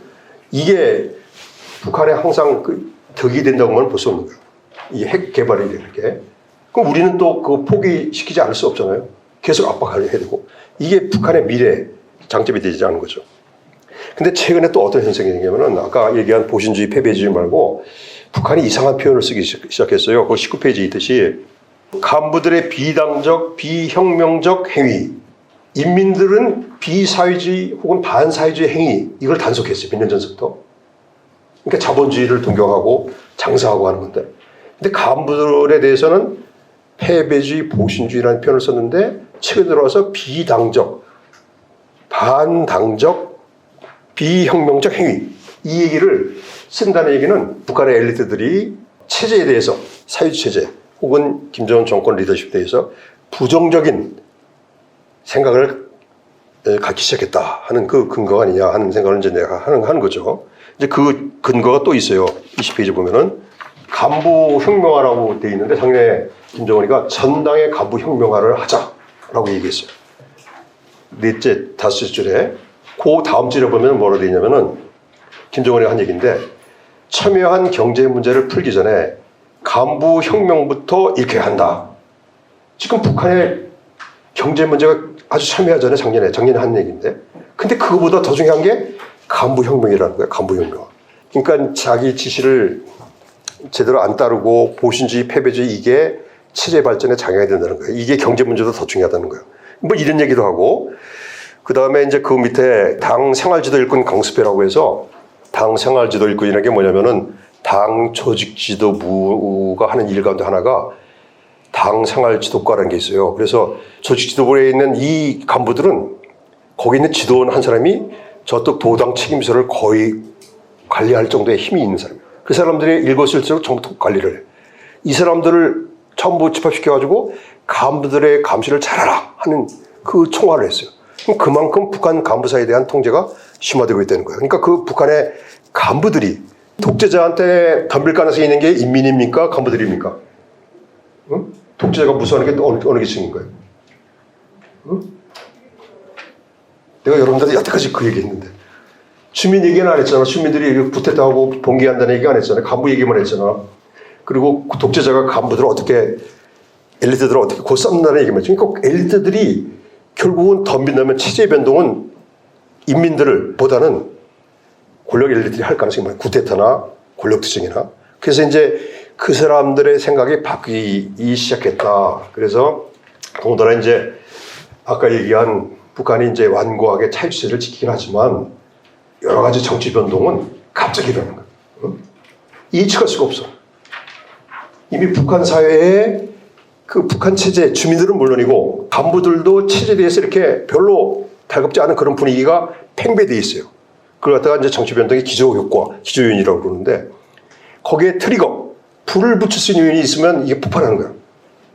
그게 그 혁명이 일어나는 건데 혁명이 일어나고 거기에 이제 외세가 개입하지 않고 혹은 뭐 군대가 또 찬성해주면 혁명이 성공하는 거예요. 이게 모든 정치 변동이 그런 순서로 진행되는데 근데 북한에 지금 근데 그거 알 수가 없어요. 어떻게 되는지 그건 예측할 수도 없고 그렇지만 북한 체제의 기저요인에 체제에 대한 비판적인 부정적인 생각들이 팽배되어 있다 하는 건 틀림없어요.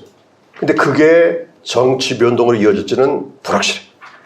그런데 지금 이제 코로나 때문에 팬데믹 때문에 국경 밀봉을 강화하고 지난 시간에 여러분 배웠듯이 북한 경제가 거의 붕괴됐어요. 퍼펙트 스톰에 불어닥쳐가지고 지금 북한 주민들이 아우성 소리가 안 들리는데 이거는 그만큼 팬데믹을 방역 봉쇄를 빌미로 통제를 강화하고 있기 때문에 그게 합리화되어 있기 때문에 그런 건데 언젠가는 그게 아우성 소리가 들 거예요. 그렇다고 해서 북한 체제가 붕괴 가능성이 많다는 얘기는 아니에요. 예컨대 5%에서 10% 정도 늘어났다고 칩시다. 그 가능성이 있잖아요. 그런데 그 5%에서 10% 혹은 7% 늘어난 게 우리한테 기회인 거예요. 그거를 널리고 그걸 잡아내고 그 다음에 이제 그 포스트 김 체제에서 좀 더 개혁개방 체제를 만들고 그 색도 포개하고 개혁개방 만들고 우리하고 똑같이 만들어서 통일하고 이런 과정을 만들어가는 거예요. 그래서 이 작은 틈새지만 그 정치 변동 가능성을 주시하고 그 틈새를 우리가 벌리고 만들고 하는 그런 역할을 하는 거죠. 여러분들이 이제 통일을 생각하는 모임이 아니고 이제 행동하는 모임으로 여러분들이 좀 더 공부를 하면 그런 때가 아마 올 거예요. 근데 그거를 준비하지 않고 하면 그냥 지나가요. 그냥 지나가. 통일의 기가. 그걸 만들어 낚아채야 돼. 그게 이제 우리가 고민할 문제입니다. 이상입니다.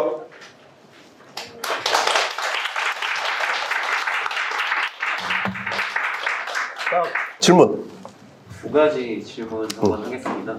국정원 차장으로 일하신 시기를 또 고려했을 때 뭔가 관련한 재밌는 정보를 주실 수 있을 것 같은데 장성택 처형이 안 그래도 아까 김정은 권력 사업 관련해서 나오지 않았습니까? 근데 장성택 처형을 김정은이 1년에 걸쳐서 그 뭐 법적 그런 뭐 근거라든지 그런 형사 재판에서 사용할 수 있도록 뭐 그런 것들도 치밀하게 준비하고 아무튼 종합적으로 그 1년에 걸쳐 치밀하게 준비했다는 그런 얘기를 들었었거든요.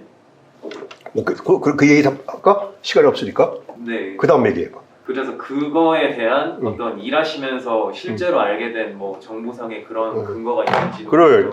내가 그때 차장했는데 2013년 11월 달에 장성택의 부하들이 두 명 있어요. 장숙이라고 또 누구더라? 수청당했는데 그때가 뭐냐면 2013년이면 김정은 집권 초기잖아요. 그때 선군 정치에서 선당에서 나오면서 뭐가 있냐면은 이권 조정이 있었어요. 이권 조정. 이권이라는 게 옛날에 군대가 많은 이권을 사업을 갖고 있었어요. 그래서 군대는 그 예컨대 탄광을 팔아가지고 거기에서 군복도 사오고 무기도 사오고 지들도 날아갔고 또 당 행정부라고 아까 얘기한 장성택의 그 2008년에 김정일이 갖고 시작했잖아요. 그러니까 당 행정부도 굉장히 많은 염전, 목장, 뭐 장사하는 거, 하병 이런 이권 기관들을 장성택도 굉장히 많이 갖고 있었어요. 응? 그거 가지고 돈에서 수력에다 갖다 바치고 자기 부하한테 나눠주고 뭐 이런 북한 경제의 특징이 그런 분절 경제예요.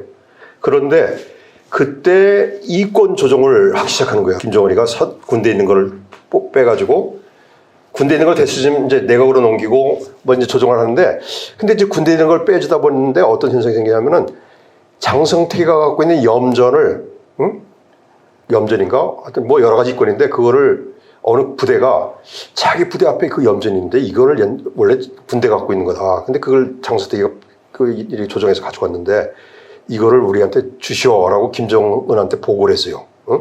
높은 지휘관이. 그래가지고 이제 거기서 김정은이가 그래라 해서 그래서 그 친구가 장선생이 당하고 그 밑에 있는 그 장수일이한테 가서 야 수령이 이렇게 해서 가져가라 그런다니까 우리한테 넘겨라 했더니 장수일이가 그거 우리 그 2호 동지인가 1호 동지가 한테 보고했냐고 그랬더니 안 했다고. 수령이 김정은이가 오케이 했는데 뭐 그거 그러면 안 된다. 예컨대 그런 거예요. 그러니까 그래서 이제 그 문제 가지고 군대와 행정부와 그걸 조사한 보위부가 싸우기 시작했지. 그런데 장수일이 누구예요? 2인자잖아. 덤비려면 어떻게 돼야 돼? 죽기 설교해야 돼. 내가 잘못해다 장성택을 건드리면은 장성택한테 자기가 치여. 그래서 이제 그 염전 문제 이권 가지고 다투기 시작했는데 이 군대와 보위부가 장수택하고 한번 붙기 시작하려면 철저하게 붙어야 돼. 그러지 않으면 안 붙는 게 나은 거예요. 그래서 이제 장수택의 재행도 막 조사하고 그래가지고 김정은한테 마침 김정은도 공모보긴 하지만 껄끄럽거든. 내가 일하는데 껄끄러워. 그런 상태에서 이제 이게 보고가 오니까 이게 이제 이런 권력 관계가 장수택을 결국은 뭐 저놈이 백전에 가서 결심해 가져겠다고 하는데 그게 빠른 시간 내에 제거하게 된 배경이 됐죠. 그래서 그 장수기라고 내가 그 부하 처형한 걸 보고 내가 우리 회장한테 장수택이 곧 처형당한다. 그래서 대통령한테 보고했어. 그 11월 달에. 그랬더니 처형을 안 한 거야. 내가 11월 말서부터 12월 초까지 굉장히 쫄았어. 처형 안 하니까. 그런데 처형한 거 봤잖아. 그래서 내가 예언한 게 딱 맞았잖아. 통일부 우리 저 양반 강기실 때는 그 통일부한테 이거 공개해라. 응? 장수택이 처형 가능성이 있고 북한 내부에 권력투쟁이 있다. 해서 흔들어야 되잖아. 그래서 우리가 저 체제를 좀 기회로 하자. 근데 여하튼 그게 10년 김정은이가 그전부터 했던 게 아니고 그러니까 권력이 그런 거예요. 권력이 암투라는 게 이게 내가 치려면 제대로 쳐야 되고 부하들 그러니까 보위부나 군부도 창성회 때 섣불리 덤볐다가는 지들 당하거든. 그러니까 제대로 붙은 거예요 이게. 김정은도 마침 그런 게 있고 그러니까 이게 장성택 숙청이라는 게 김정은이가 껄끄러운 놈을 제거한 거냐? 그게 전부는 아니잖아. 그래서 이 권력 암투, 이권 다툼 이런 것들이 같이 작용한 거예요. 두 번째 빠르게 하겠습니다. 네.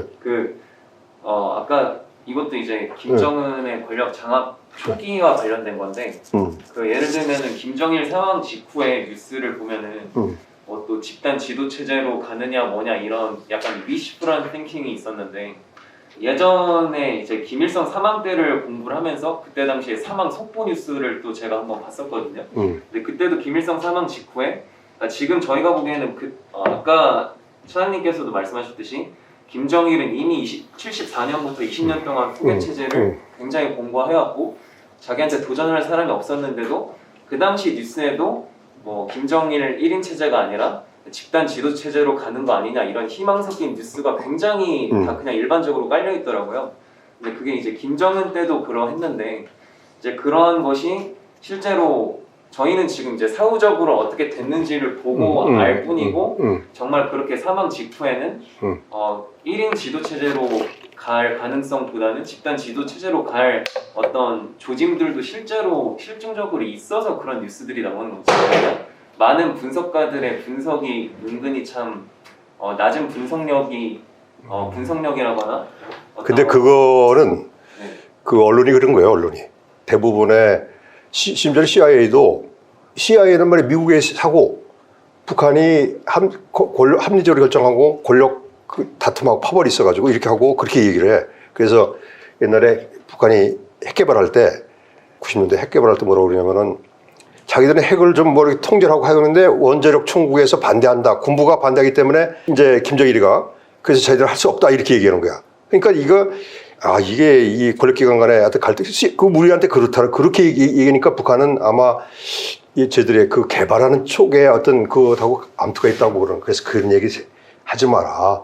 이거 전부 쇼하는 거고 블러핑 하는 거니까 그거는 변명에 불과하다. 이제 내가 반복해서 얘기하니까 미국도 이제 그렇게 이제 이론적인 체제, 아까 얘기한 정책 갈등 이런 거는 보이지 않는 게 있긴 하지만 이제 생각을 바꾸기 시작했는데 지금 말이야 김정은 체제가 뭐 변동이 생각해도 물론 세습 체제가 아닐 가능성이 많으니까 지금에 와서는 북한의 권력 체계가 포스트 김 집단 지도 체제 혹은 어떻게 갈 것인가, 김여정이 갈 것인가, 조금 더 다양한 생각이 있을 수 있죠. 근데 그때는 이미 김정일과 김정일의 후계자가 정해진 때예요.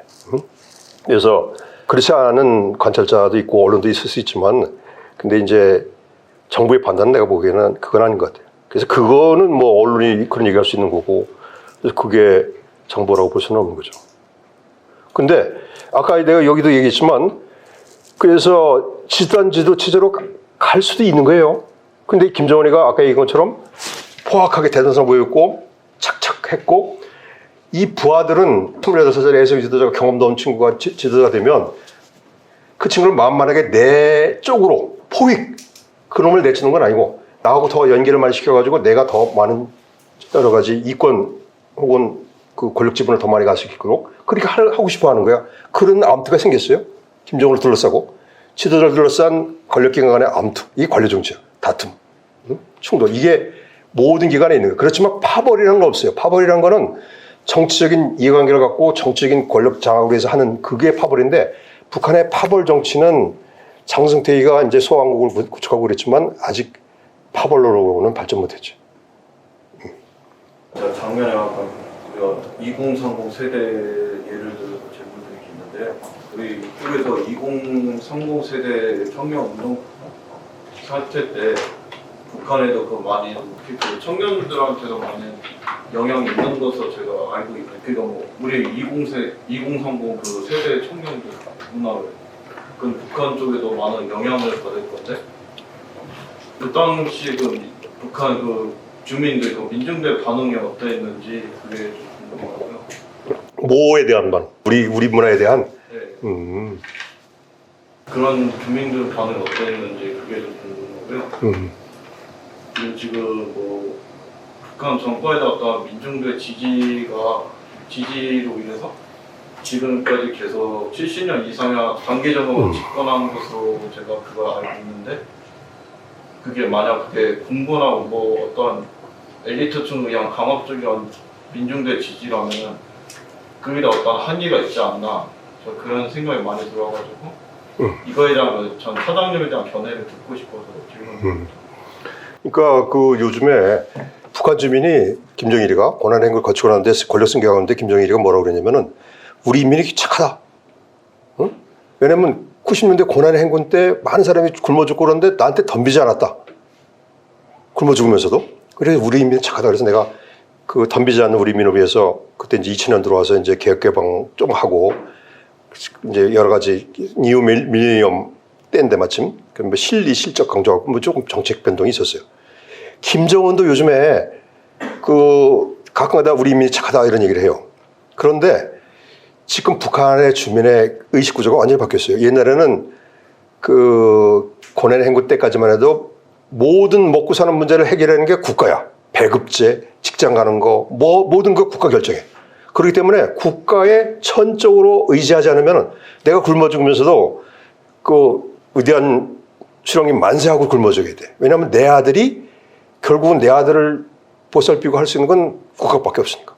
그런데 고난행을 거치면서 배급제가 중단되고 이제 인민은 국가에 의존하지 않고 시장에 의존을 해서 살기 시작했어. 그러니까 국가가 나한테 해준 게 없어. 요즘에 북한 사람들이 그런 사람들이야. 시장 의존해서 살던 사람들이야. 그러니까 국가가 나한테 해준 게 없으니까 국가에 대해서 별로 관심이 없어요. 나 시장에서 장사하는 거 간섭만 하지 않으면 된다. 그렇지만 덤비진 못하지. 힘이 없으니까. 이 뭉칠 수 있는 게 없으니까. 그게 이제 그 북한 사람들 생각이 바뀐 걸 이제 김정은도 알아요. 그래서 비사유주의, 장사만 하고 그다음에 집단주의 생각이 떨어지고 뭐 이거 단속을 많이 하는데, 그래서 이제 한국 문화 뭐 이런 것도 단속하고 그런 이유가, 그래서 청년들의 의식이 굉장히 심각하다. 백두의 그 혁명 정신, 백두에서 칼바람, 그거를 맞아본 청년들이 그걸 맞아보지 않아가지고 그 심각하다는 얘기를 자주 해요. 그래서 이제 상대 생각의 문제가 심각하다는 얘기를 하는데, 그러니까 북한 사람들 생각이 이제 완전히 바뀐 거예요. 그렇지만 그 사람들이 이게 우리처럼 무슨 뭐 언론이 있는 것도 아니고 무슨 사회단체가 있는, 시민단체가 있는 것도 아니고 그러니까 결집할 수 있는 수단이 없어요. 엘리트만큼도 적고. 그래서 독재자한테는 인민의 기여, 이게 중요하지 않아. 엘리트가 나한테 덤비는 거예요. 엘리트한테 좀 보상해 주는 게 더 중요하지. 인민이 굶기면 굶길수록 이놈들은 나한테 덤비지를 못하거든. 수단이 없으니까. 그러니까 그건 별로 중요하지 않아요.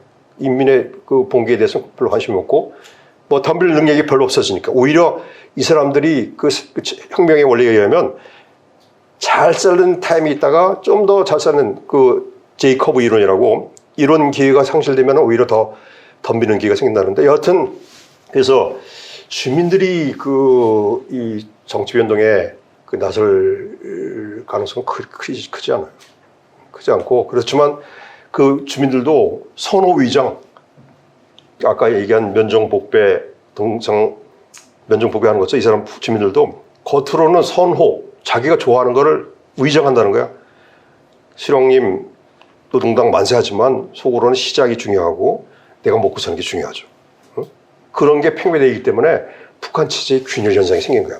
수령과 엘리트와 지도자 간에 서로 다른 생각을 하고 있고 그래서 이런 균열을 우리가 잘 활용해서 정책을 해야 된다. 또 네. 아무래도 북한 정치에서도 중국의 영향력을 배제할 수 없을 것 같은데 이 임정은의 이제 권력을 물론 확보하는 과정에서 임정 권력 승계나 임정은의 체제를 확립하는 과정에서 혹시 현지에 계실 때 중국의 그런 영향력을 좀 어떻게 보신 사례가 있는지 그런 중국의 영향력이 얼마나 되는지. 중국은 옛날은 다른데 옛날에는 거의 중국하고 북한하고 사이가 안 좋아요 사실은. 우리가 일본 싫어 그 감정적으로 한 것처럼 북한도 중국을 굉장히 견제해. 응? 자기들끼리 간부들끼리. 그래서 근데 필요에 의하면 중국을 당기고 그러죠. 그래서 이제 후계 체제에 뭐 이럴 때 중국하고 의논하고 뭐 그런 건 없죠. 그런데 지금 달라졌어요. 핵무기가 국가가 핵을 보유하는 데서부터 이제는 국제 질서에 국제 문제에 김정은이가 이제 나서야 하는 상황이고 제재. 그러니까 항상 그랬잖아요. 트럼프 만나기 전에 시진핑부터 만났잖아요. 갔다 와서 시진핑한테도 가서 얘기하고. 그러니까 자기 힘이 약하니까 중국을 등에 업고 관여하려고 하는. 그래서 지금은 달라졌긴 한데 결국은 이제 중국도 그걸 이용하겠죠. 이제 그 미중 간의 갈등을 북한을 꽃놀이표로 활용하는 거야. 그것도 하고 북한도 또 의존하고 이런 관계가 될 거예요. 그런데 그게 내부 권력 정치까지는 뭐 글쎄요. 근데 이제 혹시 모르죠. 이제 북한에 예컨대 권력 공백이 생겼을 때 그때 중국이 간섭하지 못하게 하는 게 우리한테 중요하거든. 이제 우리가 주도하고 우리가 그 다원된 조금 세습 체제가 아닌 체제를 만들어야 되고 이래야 되는데 중국이 이제 후견 체제라고 하면서 지들이 이제 간섭하게 되면 큰 문제. 그래서 갈수록 통일을 생각하는 문제가 넓어진 거예요. 많아지고 복잡해지고. 지금 이제 앞으로는 어떨지 모르겠어요. 2009년에 그 화폐 개혁을 했을 때 주민들의 그 반발 수준이 어느 정도였는지 궁금합니다. 2009년에 그러니까 2009년 11월 달에 이제 화폐 개혁을 해가지고 했는데 결국은 뭐 바꿔준 것도 다 안 바꿔주고 또 뭐 이러니까 인플레이션이 팍팍 일어났어요. 물가가 팍팍 뛰니까 주민들이 시장이 붕괴되고 먹고 사는 게 없고 그런 문제가 생기니까 그 데모를 해서 산발적인 시위를 했어요. 공권력에 시위하고 그래가지고 그 내각 총리가 인민만장 놓고 사과도 하고 그 다음에 이제 그 당 경제비 부장인가 그 친구도 처형하고 그러니까 이게 화폐 개혁을 해서 시장 질서를 무너뜨리고 인민들의 시장을 해서 활용할 수 있는 그 공간을 무너뜨리니까 결국은 막 데모를 하고 막 그랬어요. 그 현상이 앞으로 일어날 수 있는 거야. 지금도 시장 마비에다가 물가가 안 들어오니까 지금 이제 방역 대전 때문에 통제가 되긴 했는데 막 굶어 죽어가고 있어요 지금. 그런데 언젠가는 그게 폭발할 수가 있지. 그 상황이 어떻게 될지. 마지막으로 예. 국정원에서 대북 휴민트를 어떻게 형성하는지가 궁금합니다. 대북 휴민트는 뭐 열심히 보내야지 뭐. 열심히 보내서 장기적으로 해가지고 하는데 뭐 그 얘기는 그러니까 휴민트 찍어가지고 그렇게 해서 인터넷에서 찾아보시는 게 나을 것 같아요. 왜냐하면 미국이 우리하고 의존하는 게 그게 있기 때문에 미국이 이제 항공사진 이 기술 첩보 이런 걸 우리가 공유하고 그걸 해석을 못해요. 그러니까 우리가 같이 해석하고 이제 이렇게 하는 건데 더군다나 앞으로 통일이 되고 그러면 그 사람들을 더군다나 우리 탈북자 관리도 잘해야 돼요. 탈북자를 그 사람들이 나중에 통일할 때 야 한국이 응? 그래도 좋다. 그러니까 니들은 중국하고 살지 말고 한국에 살아야 된다라고 그 사람들이 그런 역할을 할 수 있도록 우리 탈북자들 관리를 잘해야 되거든. 그 사람들이 야 한국 말이야 했더니 뭐 지금 지들 잘 산다고 전부 이렇게 독일처럼 우리한테 과시하고 막 그렇더라. 통일해야 소용없어. 우리 중국처럼 그냥 혼자 사는 게 나을 것 같아. 이렇게 되면 이제 문제가 달라져요. 북한이 개혁 개방하더라도 그 통일할 가능성이 멀어지는 거야. 그러니까 이게 굉장히 복잡해지고 할 일이 많고 통일을 생각하는 모임이 몇 개나 있어야 돼. 여러 가지 생각이. 자 마지막으로. 개인 국제 세대의 특징이 권력 승계의 정치가 부재하다는 말인데 부장님께서 보시기에는 현재 북한의 권력 승계 정치가 얼마나 잘 구조화되고 그게 지금 어떤 상태인지 궁금합니다. 지금 뭐 김정은이 건강한데 뭐 내가 거기 책 뒤에 써놨는데 김정은이가 뭐 젊기 때문에 유고할 가능성이 없어요. 별로 나이가 많고 뭐 그래서 무슨 뭐 갑자기 줄 수도 있는데 내가 보기에 별로 가능성이 없고 쿠데타도 아까 얘기한 것처럼 군부가 자율성이 없어. 전부 이렇게 지도자들 막 받고 쪼개놓고 간부들은 대안의 지도자가 없어요. 권력 투쟁 가능성이 높고 그래서 이 정치 변동의 요인이 굉장히 작아요. 사실은 작은데 그렇지만 아까 얘기한 것처럼 정치 변동이라는 거는 우발적으로 갑자기 일어나는 거야. 어떤 게 변수? 왜냐하면 체제에 불만 그러니까 여기 휘발유가 잔뜩 팽배해 있는 거야. 거기에 누가 라이터를 불을 붙이는지 물론 그 사람 죽을 각오로 하고 라이터 불을 붙여야 되겠지만 이런 트리거가 있고 그러면 새로운 변수가 생길 수 있어요. 그러면 이게 인민들도 그렇고 엘리트도 그렇고 야 반대하는 사람들이 이렇게 많구나. 그럼 너도 나도 나서는 거야. 그럼 정치 변동이 결집이 됐고 커지는 건데 그렇지만 아까 얘기한 것처럼 그 가능성이 5% 10%밖에 안 됐지만 이거를 우리는 더 확대하고 이거를 기회로 만들고 북한이 좀 우리와 비슷한 체제로 발전해야 되잖아. 북한 사람들도 그런 가능성을 보고 정책을 하고 이렇게 해야 되는 겁니다. 자, 하여튼 늦은 시간까지 들어서 고맙고 그래서 이제 책을 한번 그 자료를 한번 읽어보시면 아마 이해될 것입니다. 이상 고맙습니다.